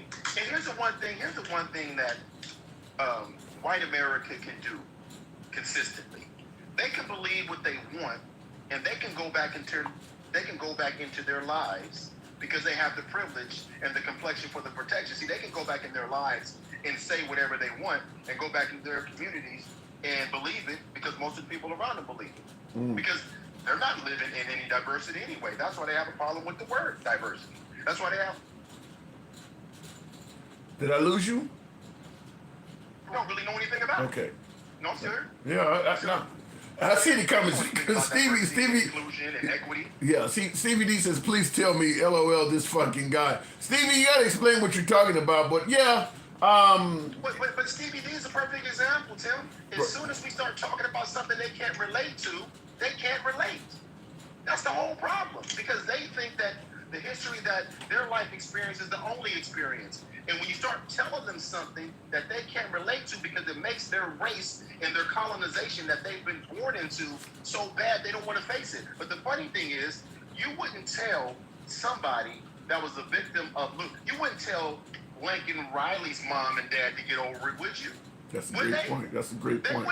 They wouldn't tell other people to get over their past. But for some reason, white folks always find a way to tell us to stop whining. But these were the motherfuckers talking about eggs and gas and milk. And now none of that shit moved, and now it's going to take time. They're walking hypocrites And it is what it is, and they're going to be who they're going to be.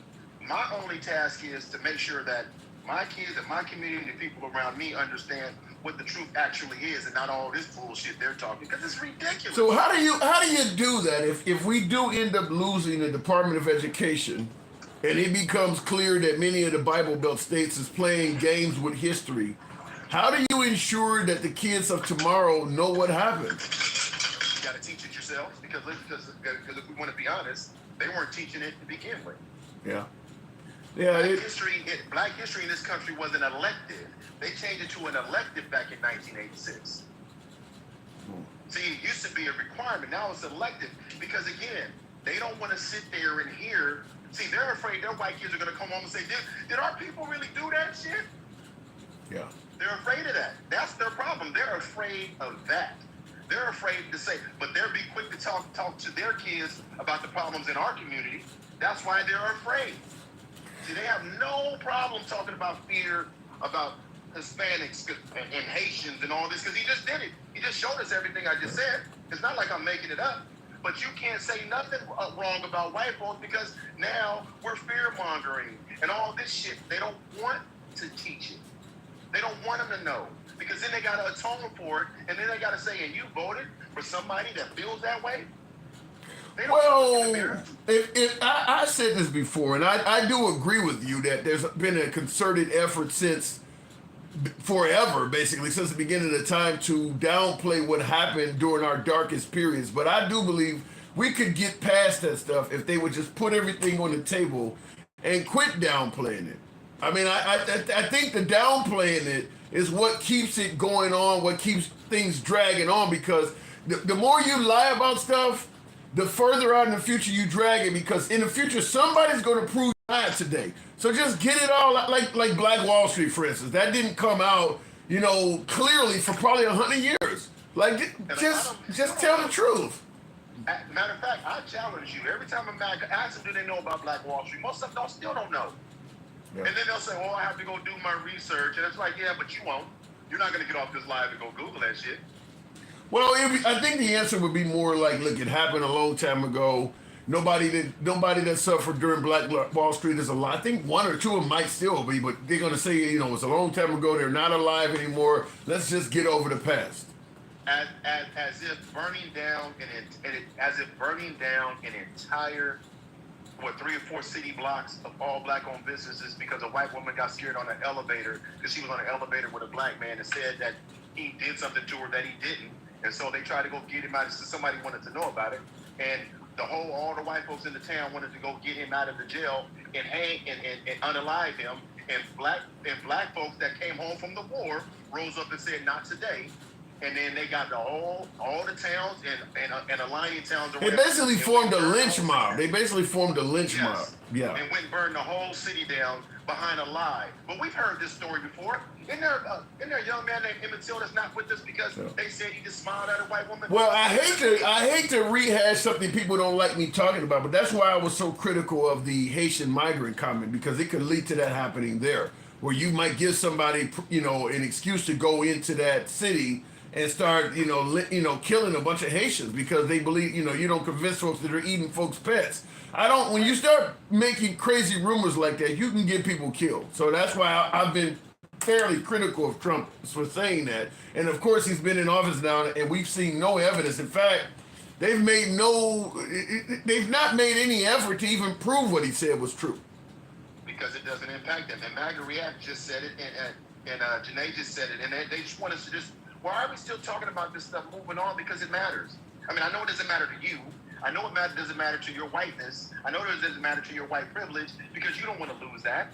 But it does matter, because just what you just said. But we know that, Tim. That's why we're pushing back, going, now stop saying that, because people will get unalived by these lies. You can get people. White America tell. Yeah, you can get people killed with that. And also too, I will say this. Before, I got to move it on from here. I know you got to go somewhere too, but I will say this also. In regards to suggesting we move on from the past, you can't say that if you're also defending folks waving the Confederate flag and statues. These events happen at the same time. So when you're suggesting that African Americans get over slavery, but you're defending folks waving the Confederate flag and talking about their ancestors and mentioning that it's all about pride and heritage. If you're waving the Confederate flag, talking about how you feel about your ancestors, you got to understand you may remind me of mine that existed during the same time. So it makes no sense to say you can talk about your ancestry, but mine I need to get over. And that's kind of what we've been doing in this country. If you want to get past, if you want to stop discussing the past, everybody has to do it. Now, Trump is talking about renaming bases back after Civil War soldiers. So he clearly wants the conversation to continue. So once he renamed that base back to folks from the Civil War, that's going to promote a conversation for people to talk about all the evil things that were happening back then. So and we're gonna be told to shut up and dribble.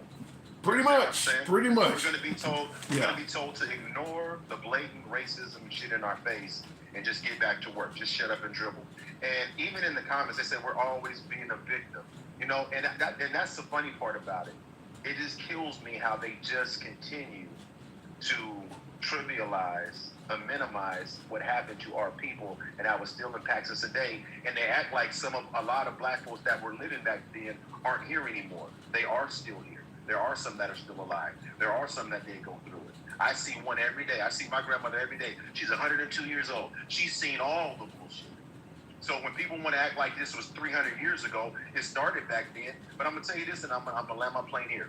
When I hear somebody like MAGA Reacts always talks about his past, about being from Egypt. So if he's from there, his people have suffered a lot. And his people would not be aligned with somebody like Trump and the way that they're looking to colonize and just continue to take. But yet still, he assimilated just like the Irish. All right, Mike. Appreciate it. Thank you. Later. All right, moving on with the program. By the way, tap the screen. Get us up to 50,000, if you will. 50.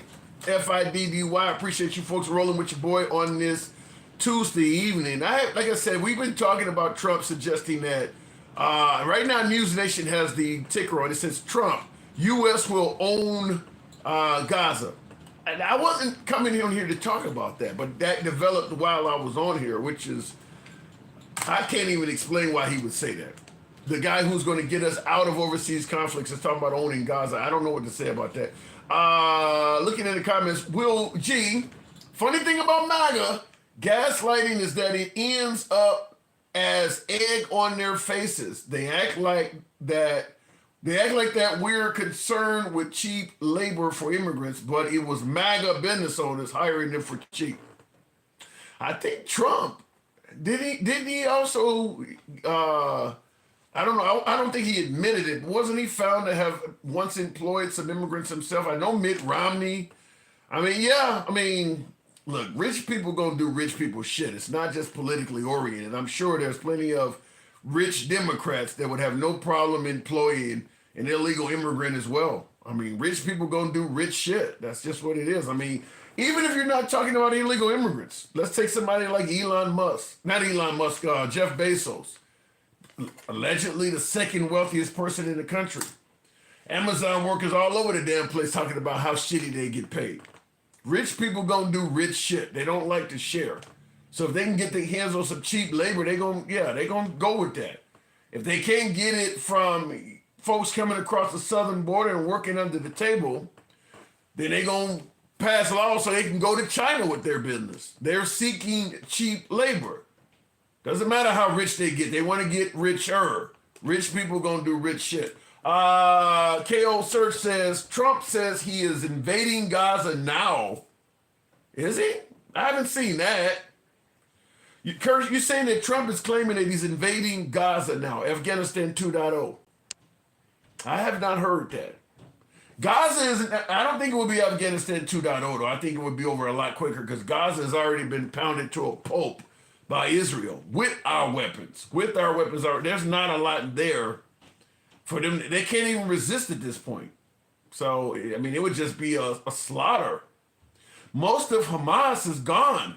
The organized ones. I mean, there's been radicalized new ones joining. As you kill off people's moms and kill off people's family and their kids, you create new radicals, but there's no organization within Hamas. So it would just be slaughter at this point if they go in bombing Gaza. But like I said, it would actually commit acts of terror as other nations start looking for ways to find weak points in Israel or the United States. It would definitely create some more terrorism. Junebug Lynn says those who forget the past are doomed to repeat it. I agree with that, and that is probably why there's a concerted effort to not educate people about the past. That's part of it. Also, what Mike said, I believe is true as well. Some folks do not want to admit what granddad or great granddad was involved in.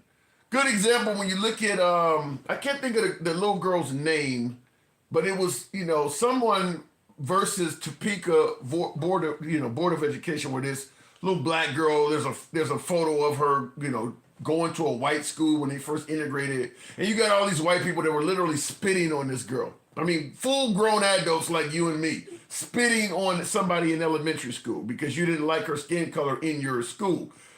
A lot of folks don't want to admit that those are people's grandmas and grandpas in that picture. So yeah, there is a concerted effort to not be candid about history, because the picture that I'm talking about, you got to assume that happened in hundreds of other places all over the country. That's just the one that was photographed. Brown versus the Board of Education. That's the one I'm talking about, Travelman. Yep. Appreciate the input. And I certainly want to give a shout out to JPT Farms with a hat and mustache. Yeah! Thank you for supporting the program. Will G says the people telling black people to pull themselves up by their bootstrap are the same type of people that are mad at just the statement black-owned business. Say that we need to diversify as they bash DEI. Yeah, the phrase black-owned business might soon be a crime soon. Support black businesses. Trump may say, because let's be clear, I know I'm going to get some hatred from the left when I say this, but if you had white people saying support white-owned businesses, the African Americans, the black people go crazy for that. There are some cases like that. I know why it's being done. I'm not saying that it hasn't been done for legitimate reasons. I'm just simply saying it sounds racist if said in reverse. Just like Black Lives Matter, if said in reverse, White Lives Matter sounds racist. I'm just telling you. It's you know how it goes. And under Trump, he's going to buy into that. So we'll see what happens. MAGA saying, why are we worried about the past as they are actively turning back the clock where blacks were made to be abused through laws and codes? I actually asked someone that. One of my viewers talking about we need to move on and stop talking about January 6th and move on, stop talking about the 2020 election. And I brought up Roe v. Wade and getting rid of Black History Month and things like that. And I said that, like, how can you say we need to move on when we're clearly going back in a lot of areas? We're clearly doing that. I don't think that's up for debate at this point. We're clearly going backwards in areas. Dencal, good evening. Welcome to the show, Dencal. Saw you. I meant to bring you up earlier, but Dencal, good evening. If the box brings you up, can you hear me? Yeah, I'm here. Hey, so what do you think? You think we're going to end up owning the Gaza Strip? Yeah, I mean, he said it. He was sitting right in front of Netanyahu, and he said, we're going to own it, and we're going to take it, and we're going to develop it, and we're going to make it nice. But then at the end, he said, we're going to make it nice for the people of that area. That could be Israelis. Watch what Trump talk. That could be Israelis. Watch what Trump. Right. But like the people I heard earlier were making it seem like he was going to do that, and then all of the Palestinians get to come back to this beautiful. That's not how it works. I don't think anybody. Yeah, I think anybody that's saying that, like, I think it was MAGA reaction. Somebody. There's no way in hell Trump is going to spend a whole bunch of U.S. taxpayer money to make Palestinians have a nice homeland. It's just not going to happen. Right. If we fix that area up, they ain't coming back to it. Right, and his son Jared has said years ago. It's oceanfront property. He said that would be a great place to develop beachfront property. Like, it's no way these people we know of as Trump, that he's going to develop something and let other people live there. And he also said basically managing it is going to be America. Like, we're going to stay there and run it. Damn. So he is possibly going to expand the size of the United States. Like I mentioned earlier, one of my callers. Would that be a good thing if Trump gets in there and expands the size of the United States, whether it's Panama, whether it's Canada, whether it's Greenland? Now we're talking about Gaza. It's clear he intends to expand the size of the United States. No, that wouldn't be a good thing because it would further the whole reason why a lot of these T groups don't like us, because we over there in their neck of the woods trying to call shots. Most of them have been saying, just leave. Yeah, we're going to have our growing pains and stuff, but we don't need you to save us. Yeah. And so going in there saying he's going to build it up and we're going to spend all of those billions of taxpayer dollars because he already said it's all rubble. We're going to have to go down there. We're going to have to go through, find all of the mines. We're going to have to go through, find all of the tunnels. We're going to have to re-level all of that land and build a whole nother society on top of it. He can't. He's not going to do that with no return on investment. Yeah, that's what I want to respond to that. I see the comments. Gen X says Trump literally said, build it up with them, create jobs, housing, a nice area for them folks. Peace. Now, yeah, I didn't see that. Not only did I not see it, it goes against what Trump promised, which is not sending money back overseas anymore. Why would he suddenly do? Because a lot of folks believe that the Palestinians got what they deserve by attacking the Israelis, including Trump. Why would he go and fix up a nice country for them and give it to them? Trump is a businessman. He ain't gonna do some shit unless he gets something out of it. Why would he do that? Right? Didn't they say they wanted a businessman? Yeah, that don't make any sense at all. Yeah, He's not a humanitarian. He ain't doing nothing for the greater goods of all of that stuff. And we already understand that a lot of those people, that even if they were just regular Palestinians, they have converted now. They are Palestinians. They are Hamas now. Yeah. Yeah, I think that... They've watched 20, 30, 40,000 of women, children, innocent people die. You think their families are now going to all of a sudden thank America for building? No. They don't care about that stuff. It wouldn't have happened if it wasn't for American ordinance. I mean, so Israel would not have done all of that if America wasn't still giving them weapons. And Gen X, I see your comment. You said I just watched ITV. You just watched it on TV. I'm saying it. The fact is, doesn't matter if he said it or not. People don't believe that. He ran a campaign on not spending money overseas, not getting involved in conflicts. And he has never spoken favorably of the Palestinians. The idea that he's suddenly now going to build them a beautiful homeland in which we gave weapons to Israel for them to destroy, it's not believable. I get that he said it, just like he said about the election and the Haitian migrants. I mean, he says some things that are not always true. I don't think anybody believes that. Right, but they want us to, they want to be the Trump interpreters. And then on one side of the fence, they make a point, and then the other side, they say, well, he didn't mean it. Yeah. Like, how are you supposed to have a conversation with somebody who can just, in the middle of the conversation, just flip and say, nah, I know he said it. Well, first of all, they start out with, he didn't say that. Yeah. But then when you prove to them that he said it, then it meant something else. Then it meant something else. You could tell he was joking. Yeah. Like, there was no smile on his face. There was no audience for comedy. I've said that before. I wish I could learn the skill of interpreting Trump, because you're right. MAGA can interpret him. If he says something, they know when to take him seriously, when to take it at face value, when it's a joke. Like, how can you tell the difference? I mean, his like you said, his facial expressions don't change. Ain't nobody in the room laughing at this shit, but somehow you determined it was a joke. Like, I don't. That's why you always make the joke with me that it's taken out of context, because they say it all the time. I don't know how they do it.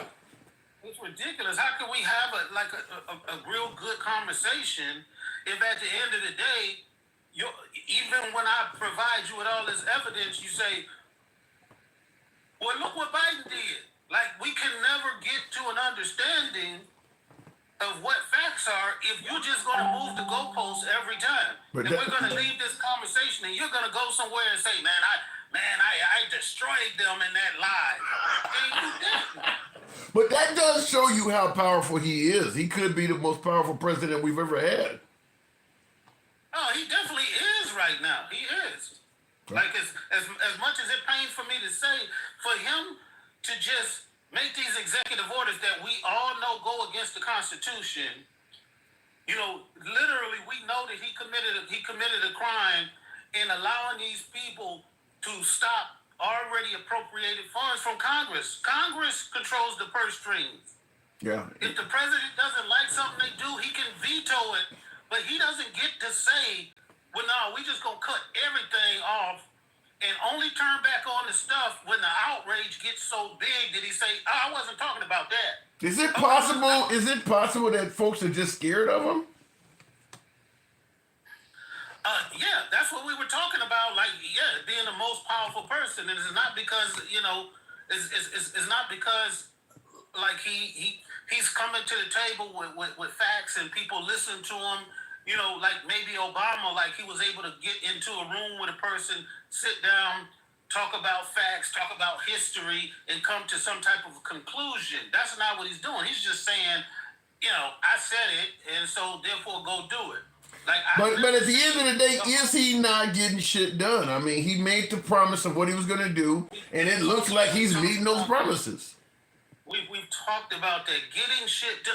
If he's taking both sides of an issue and one issue prevails, did he win? Like, if he's taking both sides of every issue. No, okay, let me give you some examples. Like the border. Is he not getting shit done in regards to securing the border and getting immigrants out of the country? I mean, that's an iffy question because he hasn't. How is that iffy? Hundreds of people are getting deported every day to the point where they're scared to show up to work. You saying that's an if? No, I'm saying that is not what he campaigned on. We already talked about this, and you're providing cover for those people. We already have acknowledged if he wanted to do it, he would have to deport up to around 2,400 people every day for the next 4 years to achieve his goal. That's not what he's doing. He's doing exactly what he said. What we said. He's putting these people on TV. He's parading them out. He's calling them rapists and murderers. And people say, look, ain't he getting it done? I get your point, and that certainly is happening, but my guess is he's probably going to get close to that 2,400 number. I think it's going to continue to rise as he gets more agents. I mean, they got quotas and every damn thing. I think it's going to happen. Right, but you have to understand where he's going to have to get this money. It ain't like Congress going to tell him no.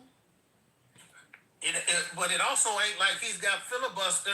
Like he doesn't have a filibuster. And he doesn't have ways for people to stop him the same way they did when he tried to get the money for the first time for the wall. These senators and stuff have to go back home to their home states and say, "This is what I've done for you." I think the mandate on getting rid of on securing the border is strong enough that even some Democrats, like Fetterman and some of them folks, are going to vote for it. I think he will. If he needs the money, he's going to get it. In my opinion. Hey, that's a possibility. But when we start this conversation with it, look, isn't he getting it done when we know the vast majority of what he needs to do is not getting done right now? I'm not going to say, oh, yeah, he's getting it done. He's doing something. Any president can. No, when I say getting it done, I mean the stuff he's telling you he's going to do. A lot of it is happening in real time. I wouldn't say a lot of it's happening in real time. I would say go back to some of your YouTube videos and pull these things up and listen to what MAGA is talking about. Listen to what I'm not gonna say deportation wasn't a big part, but the vast majority of it was we can't afford rent. Yeah. Now he ain't get that done. The economy is not getting done. Before I'm moving on from you, I want you to. This is what we were talking about. Before I'm moving on from you, I want you to. Give me your spiel on this. See, Jordan, I'd like to see Egypt take some look. The Gaza thing has not worked. It's never worked. And I feel very differently about Gaza than a lot of people. I think they should get a good, fresh, beautiful piece of land, and we get some people to put up the money to build it and make it nice and make it habitable and enjoyable, and I don't know how they could want to stay. It's a demolition site. It's a pure demolition site. If we could find the right piece of land or numerous pieces of land and build them some really nice places with plenty of money in the area, that's for sure. I think that would be a lot better than going back to. Is there a lot of oceanfront places of land just available to get these people? Man, he's talking the same stuff they did after the 1930s when NATO or the UN gave the Israelis that land. Yeah. They're talking about moving those people out of that land. If you can't understand the nuance in him saying that land or some other land, he's letting you know it ain't all about getting them back. Once them people move out of there, they ain't never coming back. They ain't never coming back. Yeah. You. It's gonna be like the Native Americans. They're gonna put them in the worst inhospitable area. They're gonna be in the desert somewhere. That's probably what's gonna end up happening. Or force one of those other Middle Eastern countries to take them that don't or want that, to take yeah, them, or that. They're not gonna treat them well. No. If they get forced into do it. But I just wanted like some quick thing. I wanted to tell people that military vessels don't pay for transit through the canal. Nothing at all. No, as long as it's a part of the treaty, as long as they're not carrying personnel or cargo, then they don't have to pay anything. Okay. So if they internalize that, they'll understand that they're talking about. They allowed us to get free transit. We already got free transit, and this is what they're talking about in these negotiations. He's not winning anything. When he negotiated with Mexico and say, "Oh, we want 10,000 troops on the border," she had already negotiated 15,000 troops and was going to do that with Biden. You're like probably the 10th person to tell me that. Bad messaging. Well, look, we don't have to go back to Biden. We can listen to what's being said. said. I get that, but the reason why I'm saying it's bad messaging from Biden because it allows Trump to take credit because a lot of people didn't know that. Right, but when you have conversations like me and you, and we are intelligent human beings, and we're looking at facts, and we're listening to people like Jimmy Timmy and MAGA Reacts and all of these people, we can tell them, whether they look it up or not, we can let them know that what you're saying is category. Would you coming on to your thing saying, Trump won, what say you? No, he didn't. He didn't win anything from Canada. He didn't win anything from Canada or anybody else. He made this stuff sound like he won, and he immediately on day one came out and said, look, I won. He didn't win anything from Canada. He had to stop those tariffs from going into effect because he knows the American people would have thrown a fucking fit. So he had to stop it on day one and say, look, they doing what I told them to do. What did we get from Canada? They gonna stop the fentanyl from coming into America? So you believe that with that negotiation he made, nothing on paper, no nothing, that now we gonna be fentanyl free in America because he cut this deal. You ain't gonna stop people. Yeah, you ain't gonna stop people from getting high no matter what the hell you do. The war on drugs proved that.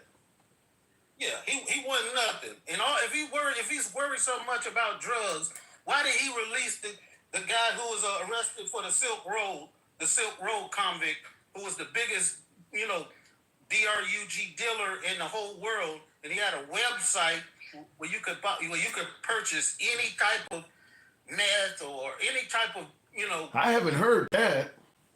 Yeah.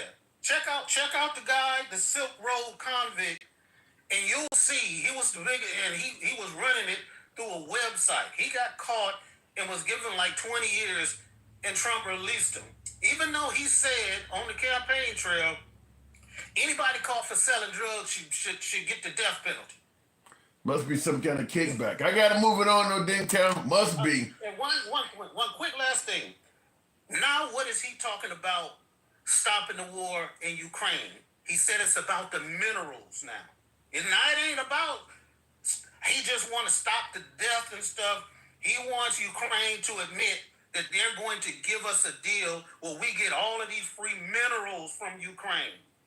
No, nothing about the death. Nothing about he did what he said before. I just want to stop the death. He's doing the same thing what he was saying we should have did in Iraq was take their oil. Now he's talking about we should take Ukraine's minerals. And that's going to be a precious time for that country because they're going to need all the money they can to rebuild.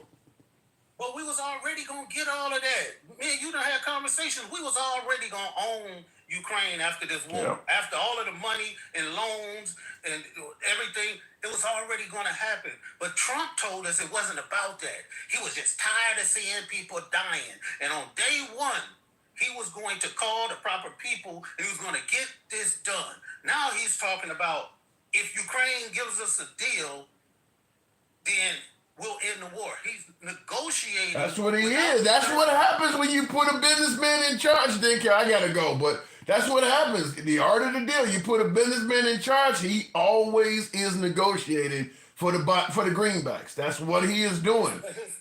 But his word should mean something. And if he said it was about the people dying, it should be about the people dying. Good luck with that. Appreciate it. And I'm going to tell you, I've said on the program many times, people to the point where people tell me I got Trump derangement syndrome. I'll give Trump credit where I think he deserves credit, but his word is not very strong. So when he said his word should mean something, I mentioned it. Anytime Trump says anything that involves numbers, sizes, specifications, finance, anything that involves numbers, he is so likely to overestimate. I don't trust any numbers that come from Trump. So, well, how many immigrants have actually raped and murdered somebody? Whatever number he gives is greater than the actual number. You know, when he had a mugshot, they asked him what was his height and weight. The numbers were greatly estimated. He was certainly much more of a fit gentleman than what you're seeing on the screen. When he first came down the escalator, he was worth $15 billion. I'm just going to say his numbers. You got to pay attention to that. Whatever numbers he give, he's going to exaggerate those to his benefit. So I'm not a big fan of his numbers. I know he exaggerates a lot. Expanding is the complete opposite of what Trump campaigned on. Promises not kept. That's in regards to me asking if Trump is going to expand the size of America. Well, no, he didn't campaign on expanding America. In fact, when he was campaigning, he wasn't talking about Greenland. He wasn't really talking about the Panama Canal. He wasn't talking about making Canada a 51st state and now this whole Gaza thing. No, he wasn't talking about that. But I don't think MAGA will complain. And I'll be honest with you, if he can make it sound like Americans are going to benefit financially, I think you can get a lot more independents that won't care about it either. Maybe even a few Democrats here or there. You start putting money in people's pockets, they'll look the other way on all kinds of shit. So now that's not to say what he tells you is actually going to happen. But if he says if we end up acquiring Greenland, it'll cut your taxes in half. I think a large portion of this country would be okay with that. And then, of course, maybe he does it and the taxes come back to where they were all along. We don't know, but you start putting money in people's pockets, they'll turn a blind eye to all kinds of shit. People are in this country, a capitalist country, money is king, cash is king. I mean, look what RFK is complaining about. Poison, ingredients in foods and things like that. Because people were making money. As long as people were making money, everything else is secondary, at least from our standpoint. In the comments, Will G says, MAGA ain't shit. Chi-Town mayor was right. Not a mumbling word when Ukrainian refugees were in town, but they want him to get mad at brown people. I mean, the Ukrainian refugees, of course, you're talking about the skin color. They are white, and they're going to get treated different. And I do believe there's some validity to that. Just like we see, they're really shitting on the Afghani refugees, and many of them helped us during the war at risk of their own lives. Some of them are being left stranded at this point. That's wrong. I think that's really wrong. I don't know why people keep working with the United States. we are more than likely to break deals, and yet people keep trusting us as the years go on. Brandon 9491 actually, yes, you guys are responding to each other. You fools have no idea how lucky we are Trump won, says Meadow Dreams. Well, when you say you fools have no idea how lucky we are that Trump won, I would have to look at the fool you're referring to. You think the transgender community is lucky Trump won? You think the LGBT community, any of them are lucky Trump won? So I would have to question what fools are you talking about? There are people that are not doing good since Trump won. So I don't believe everybody in this country is doing better or lucky that Trump won.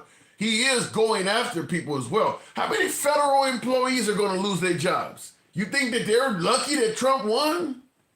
All the federal employees that are getting fired and being forced to resign, you think they find themselves to be lucky that he won? Their whole careers are being trashed and tossed aside. Many of them done nothing wrong. You think they consider themselves lucky? I don't know about that one. I think you're picking and choosing who you view as being lucky. We want federal employees. We want federal employees to lose their jobs, says Harris. All of them? Really? What have the federal government employees did that makes them worthy of firing? Taking over a new country is more money spent. Iraq and Afghanistan, are we forget? Yeah, but if you take over the country, you can also steal their resources, which is why Trump talked about keeping the oil. Harry, good evening. How's it going? Yesterday. Now you said all. We talked about literally this. I yes. said Trump got $500 billion from the Israelis, the Israel lobby. That's going to come with some promises, and I guessed it was probably going to come with the Gaza Strip. And look what happened today. I mean, he gets up on stage and he said, "Do you remember me saying that?" Yeah. I was in here literally yesterday. Yeah, you said it. So Trump was probably going to be $500 billion doesn't come for free, right? And So whatever happened to wait, hold on, because you're talking about Israel gave $500 billion, correct? Yeah, the Israel lobby. Yeah. Let me run this one by you, because I've been told since Trump came on the scene that he's a billionaire. He never took a salary, therefore he cannot be bought. You making it sound like he can be bought. What say you?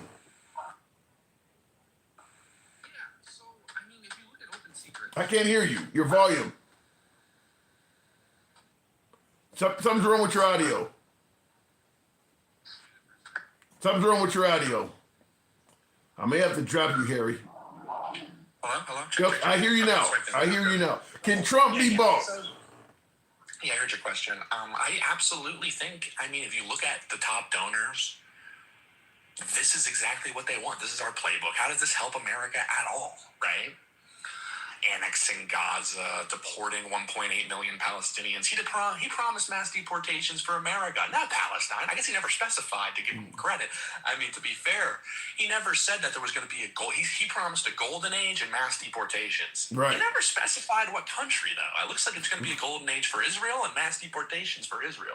They're going to deport all the Palestinians, and they're going to be living in their golden age. Now, you voted for Trump, right? I was very hesitant and I was very critical of this during the primaries. I wanted the Republicans to push him on this because that's where our leverage is. We had leverage during the primaries too. I wanted Trump to promise on stage where he said, I wanted him to commit to say, I will not go to war with Iran. I don't want war with Iran. America doesn't want war with Iran. Israeli nationalists and neocons want war with Iran. Do you think it's likely that Trump will get us involved in some kind of conflict with Iran?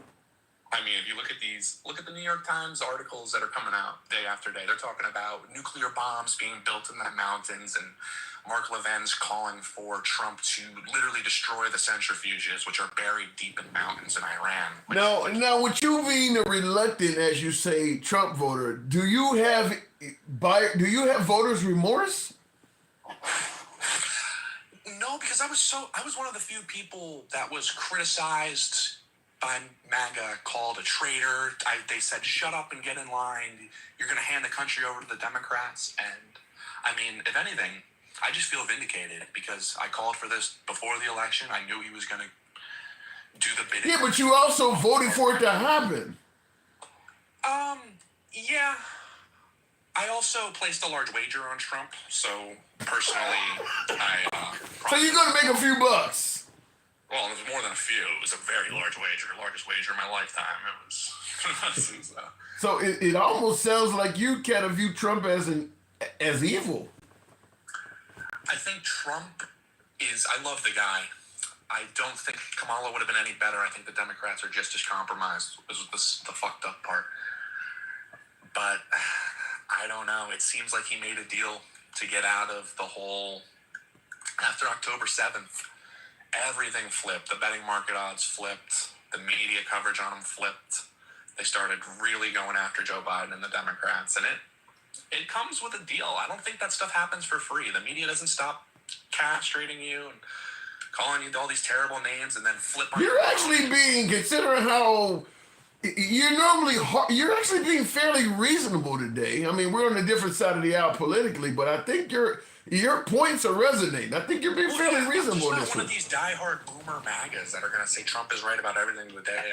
I actually have I do my own research on politics. I don't, listen to Fox News and Charlie Kirk. I'd like to think I have a deeper understanding on this than most people. So the real educated people on this stuff, no one's for the pro-Israel, neocon, conservative movement that is really running the Republican Party. I'm a conservative. I believe in conservative values. I don't believe in conserving Israel. I want to conserve the United States of America. And I don't think any of the neocons in the Republican Party even care about conservatism at all. A lot of them are pro-gay, and a lot of them are pro-war. So it's like, what are you conserving if you're pro-gay in the Republican Party right now? I don't know if I'm seeing that. I mean, a lot of them are actively gay. Look at Dave Rubin. I mean, look at the guy who ran in. We had a guy in New Jersey run as a gay Republican. He lost to Andy Kim, but I don't know. The Republican Party, they're pro H-1B visas. They don't really care about nationalism. What are we really conserving in the party? And it's not We're much. conserving the legacy of Trump. That is, right now, the Republican Party, and maybe you can correct me and folks in the comments can as well, but in my opinion, the conservative party is not running on principles. They're running on defense of Trump. So it doesn't matter what the principle is. If Trump goes against it, they're with that. If Trump changes his mind tomorrow, they're going to go there. They are running on Trump. They're not running on the traditional right-wing principles. Yeah, oh wow, we have a celebrity in the house. Faith Merrill, wow, good to see you in here. This girl is famous for turning on Turning Point USA. She's beautiful, she's young, and she actually called out. She's in my life? Faith Merrill, 1776. She Okay. turned on Charlie Kirk for supporting Israel unilaterally, and she asked, why do we have to support this country? They kicked her out of Turning Point USA. She's young, she's beautiful, she is smart. You sound like Trump picking the next cabinet member right now. I love to see young people who have their heads screwed on right, willing to take a stance that is unpopular, but truly the one. Or she absolutely. Let me ask you something, because in the comments, Strawberry Milk makes a point I want to, you'd be the guy to ask. Now, she's saying that Trump is going to get a third term. Do you see any possibility that Trump will try to be president for more than 8 years? He floated that idea before. He floated that idea. Was it a joke, though? Was it just a joke? I don't think it's just a joke. I think he really was disappointed with the turnout of the 2016 or the 2020 election. I think he really felt like that was taken from him wrongly. And I do think it's possible I would bet no. I bet heavily on no, but I wouldn't say it's impossible. Okay, so if I'm gonna ask the same question I often ask, scale of 1 to 10, how likely? 10 being he's going to do it. Yeah, it's like a 2 or 3 out of 10. That's still not low, a 30% chance. Yeah, for something so drastic. Yeah, that's drastic. So, because obviously that would go against the Constitution. Do you see him as somebody who views the Constitution as optional? I mean, the Constitution, I think he is bound to it more than I'd like him to be, right? I mean, because it goes... What do you mean by that? The whole Constitution is kind of like a two-sided sword. It's like, I love how it protects us from these corporations, that it doesn't allow Amazon to completely rule us, and we have free speech and we're allowed to push back a little bit. But also, they use it against us so much. So it's like, all these immigrants now have constitutional rights, and they don't live here, they're exploiting us, and it's a complete violation of like morality. So what do you want to say? So if somebody enters America illegally, you want it where they have no constitutional rights at all? No, do you think they should have 2A rights? Someone with no papers? Well, no, maybe Second Amendment. No, but I mean, no constitutional rights at all? No, I don't think they should have 2A rights. I don't think they should have access to, representation, right? Why should they get a free lawyer if they break into our country? So if you come into the country illegally, and let's say, for instance, I know my neighbor is an illegal immigrant here, and she is gorgeous as hell. I've been trying to holler at her for years. She won't give it up. No constitutional rights, so I just go over there and take it. According to you, there's nothing they can do to me, right? Well, I don't believe in vigilante violence, right? I think violence... You're not answering the question, though. No, violence, they should have protections of basic human rights. Like, I should not be allowed to, traffic them or whatever, or just, sell their organs on the internet. Like, but they don't have any due process. I mean, like, so, what if it's a police officer that has been wanting to date her or whatever, and he creates a fake traffic stop or whatever, and he takes it from her? She has no due process. I don't know about due process. I think you should, in particular cases like that, I think it wouldn't be wrong to have access to a trial, right? I don't know if it has to be speedy. I don't know. But you do understand you're opening them up to be victimized by taking away all their rights. Well, they're opening us to be victimized by invading our country. I don't really it's like, what about, you can have so many what-abouts or what-ifs when it comes to, where's the invasion at, though? I don't see what is your definition of an invasion? Well, yeah, these people are coming here they're not trying to assimilate, right? If you look at the riots or the protests, people are burning American flags. They hate America. They'd like to see it fall. Do we have a whole bunch of immigrants in this country that are rioting and illegal immigrants? Huh? I think it was in 1998, the United States played Mexico in one of the World Cup matches in Los Angeles. I don't know if it was World Cup, but it was one of the soccer matches. You're going back almost 30 years. What are you trying to do? I know, but this is relevant. The United States team couldn't even stand on the sideline without being pelted and destroyed and mobs saying, fuck you. But Harry, Trump said we got 18 million illegals in the country. Are they really doing all of this stuff on the regular that you're talking about, or do you got to go to 1998 to come up with a case? Well, I'm saying if it was this bad in 1998, imagine how bad it is now. I don't recall a bunch of illegal immigrants rioting and doing all this stuff in 1998. No, they weren't even illegal. These were just at the soccer match, the United States team, it wasn't even a home game for them. There were Mexican flags on. We've had people... They were getting pelted and... Philadelphia just made... People didn't even care. Philadelphia just made it to the Super Bowl. Wait, hold on. Philadelphia just made it to the Super Bowl. We had white people beating the shit out of people. What? You talking about one soccer match, really? You could write it off as one soccer match, but that happened in 1998. Do you really think it would get better? Do you think it would be better or worse now than 1998, the respect from immigrants shown? I don't... The American national team. Anyone with a brain would say it would be worse now. We've had an increasing amount of immigrants come to this country since 1998. It is what it is. I don't see the invasion you're talking about. I'm not seeing this stuff. What are you talking about? Go to Germany, go to Sweden. Talking about here. Happening all over the Western world. I'm talking about here in America. Is there an invasion in Europe then? Is there an invasion in Europe? I don't know. I'm not in Europe. You don't know. Okay, you don't know. Germany's not being invaded by the third world. I don't know. I'm not in Germany. I don't know. But I don't see America being invaded as you're talking about. 14 million immigrants in 1 year. 14 million illegals in 1 year. What is that? So if they come here, let's say for instance, 10,000 come in a caravan and they request asylum and we let them in. That was an invasion? Those 10,000 just invaded the country? Yeah, they exploited our asylum laws. They abused them, and yeah, they don't. These people. You know, there's a big difference. You know, there's a big difference between the word exploit and invade, though, right?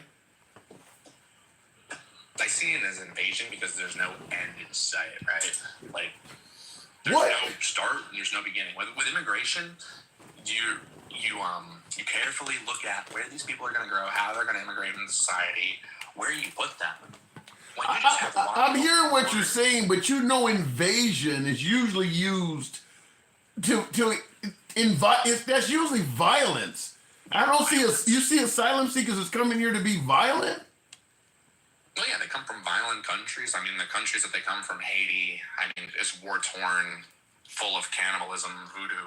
You look at Mexico, it's ran by a cartel where there's assassinations politically constantly, right? And now they're setting up cells within our country. The cartel is a terrorist organization. They're facilitating the invasion. Absolutely. So you believe that you mentioned they would absolutely push back, and you'll see the violence once you start trying to pull these people out of the ground. Now you mentioned the Haitians and cannibalism. We got probably over 500,000 Haitians in this country. Are there a lot of cases in this country of Haitians being cannibalists? Where are you getting that from? Well, I'm getting it from Haiti. I mean, I'm not. Yeah, but they're here now. They're here now. Now that they're here, are they doing that? They're eating cats and dogs. Oh, you can't say that on here. They're not eating cats and dogs. They're not doing that either. They are. They're not doing that. They're not? No, where are you getting this from? Trump? I saw a video of it. Yeah, you seen the video that cannot be. The black woman in Ohio. Yeah, the black woman that's sitting. Yeah, the black woman that's sitting between. You seen the black woman sitting between the apartment complex, right? I'm not talking about that. That was insane. No, that was insane behavior. But I'm not referencing her. I'm referencing videos of Haitians opening up their refrigerator, landlords going into these people's houses. Reports from Springfield, Ohio, of them holding the ducks and the geese at the parks. Right? I mean, they might not be eating the dogs and the cats, but they're eating our swans and our geese and our ducks.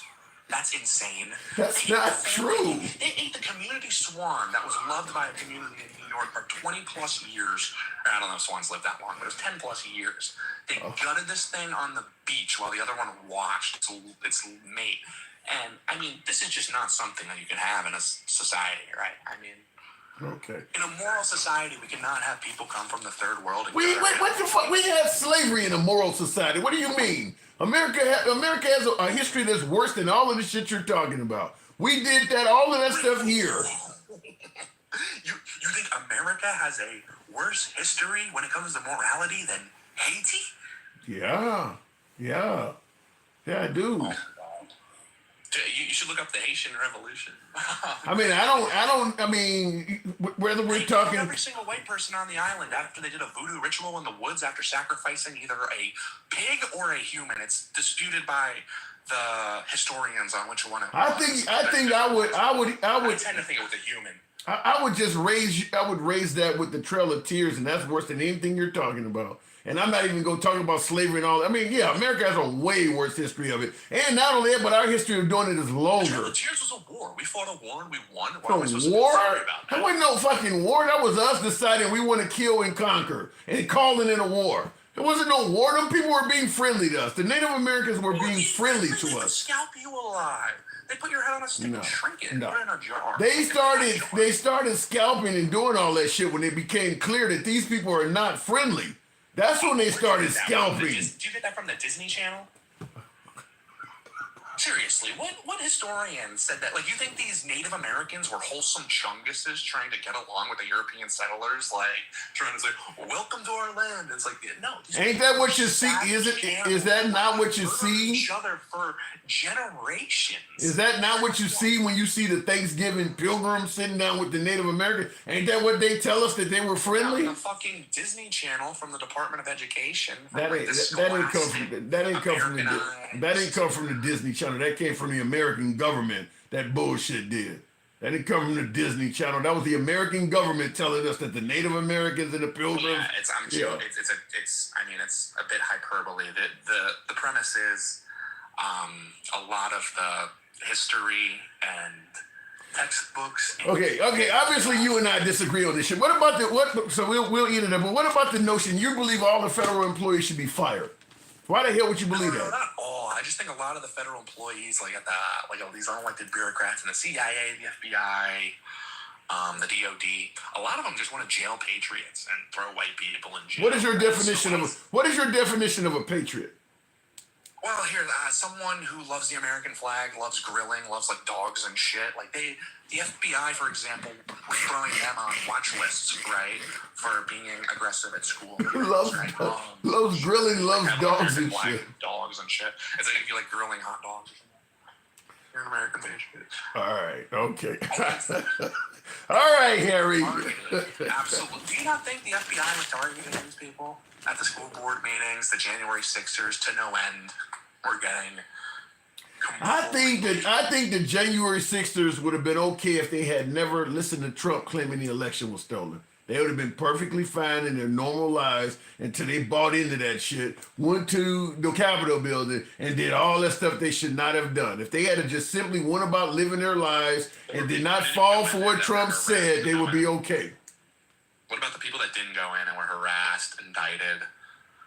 I don't know, because we're getting all of that from Trump, and he has not been honest on this. So you said the people that did not go in there, I would have to see. Hold on. I would have to see the case for every single person that got arrested, and because Trump did not do their cases individually, he's treating them all like they were 100% innocent. We will never know. Well, I'm not even talking about the ones that were arrested. I'm just talking about the persecution. Like, lawfare is a tactic. It doesn't always end in arrest, right? It is very beneficial. I don't know, Harry. Harry, you jumped to the ones that didn't go in, but the ones that went in got pardoned too. So I mean, we can point out the ones you think are innocent, but the ones we know are guilty got treated the same way. So I'm just talking about in general how they went after every single person there, but with the Black Lives Matter, it was just granted immunity forever. Like when I take over a town. That's not true, though. There's plenty of Black Lives Matter protesters that did time in. No. There's plenty of Black Lives Matter protesters that have prison records and served time on the inside. That is the notion that none of them got charged for anything is just flat out false. That's not true. Meanwhile, the January 6 protesters, all of them have a clean criminal history now. No, the argument I'm making is how justice was applied. It was not applied equally. If I take over a town square in Oregon, I am granted, it's whatever. It's all forgiven. No one cares. No one gets indicted.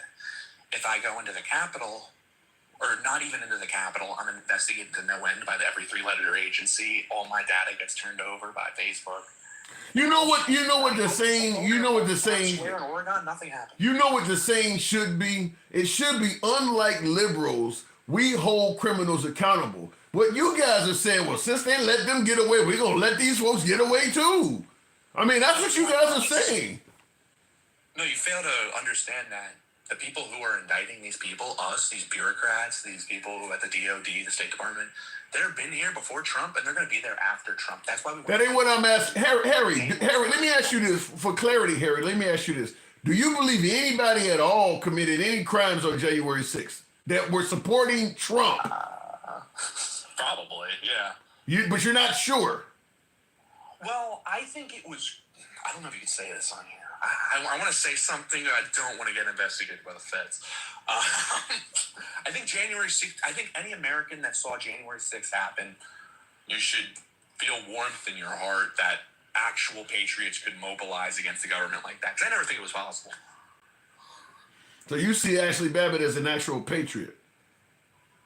I mean, I don't feel bad for her. Like, I think it's stupid. That ain't what I asked you. Was she an actual patriot? She went in there and she had the intention to take back.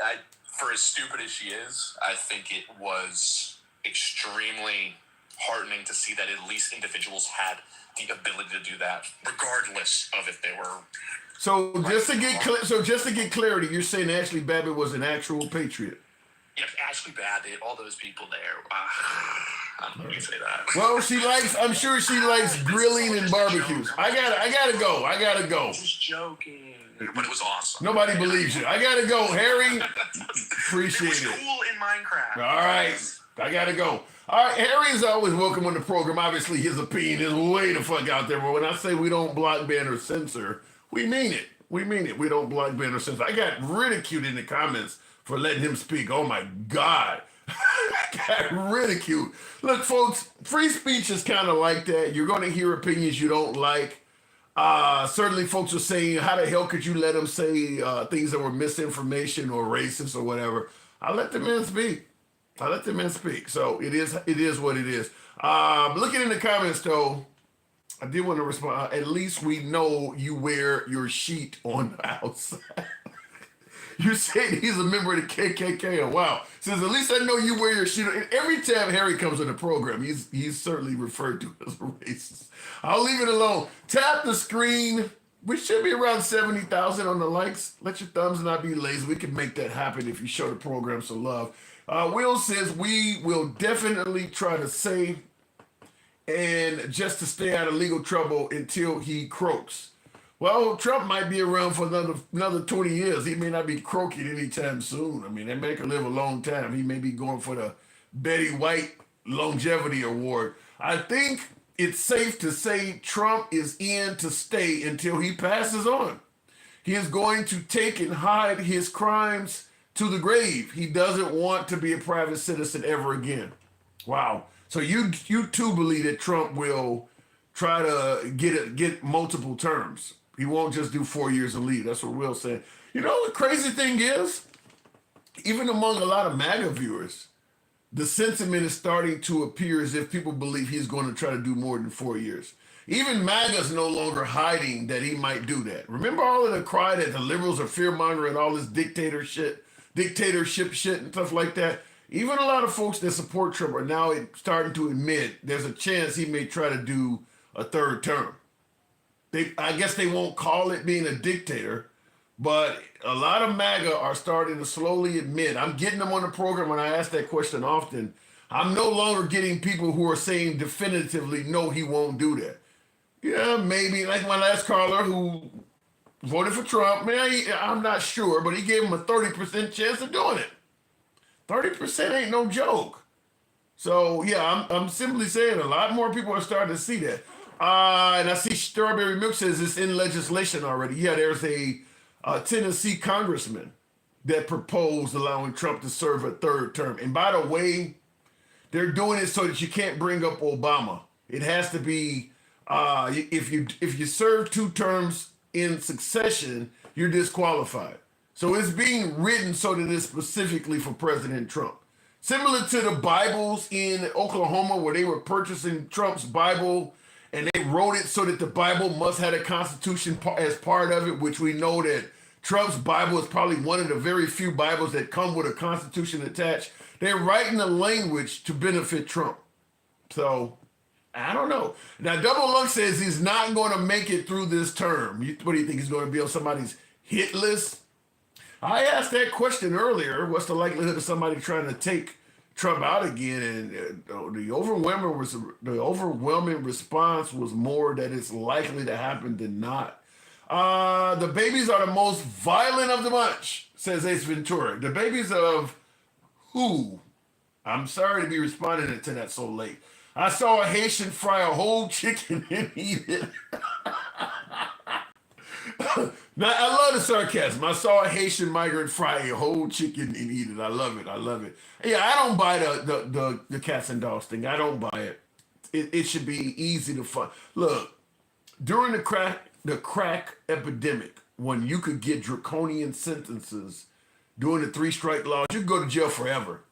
National Geographic, the Discovery Channel, the Learning Channel, they had no problem finding crack dealers that would let you come into the kitchen and watch them make this shit up, knowing that they're on video committing major felonies. Now, they wore a scarf and bandana so you couldn't see the face, but they were willing to let you see it. You're going to tell me you can't get a Haitian migrant eating a cat or a dog on video? When we got folks, every day you can go on YouTube and find people killing each other, assaulting each other, All sorts of major felonies you have no problem finding. This little small town, 20,000 people, you can't find nobody on video that are willing to, no, it ain't happening. Just like when Trump buried his ex-wife on his property for tax purposes. Trump ain't leaving office for his purposes. Third term, huh? Wow. I mean, he's going to get so much done that might be unfavorable to some, but he's going to do so much in the next 4 years. I can't even imagine what'll happen if he get a solid 8 in a row. With so many folks in Congress, in the Senate, in corporate America that are already bowing down to him, he could be a de facto dictator by that time. Yeah, I think that it'll be a different America. Let's just say that we'll be a far right country. I don't know if that'll be beneficial to us or not, but America will become a far right country if he's in there that long, in my opinion. Cheeky Chop says, yeah, he's going to be a dictator. I hope you guys are wrong. I really hope you folks are wrong for the sake of freedom. I'll just say that for the sake of freedom, I hope you guys are wrong that does not happen. Anyhow, folks, you know what this is. I got to step away. I do appreciate the 67th thou on the like department. You guys know how the program is ran. It is always about free speech here. We don't block, ban, or censor. Nevertheless, I will catch you guys tomorrow. Follow and subscribe. See ya. Thank you on YouTube as well. Catch you tomorrow. I don't know if my Instagram is some of this shit ain't working right.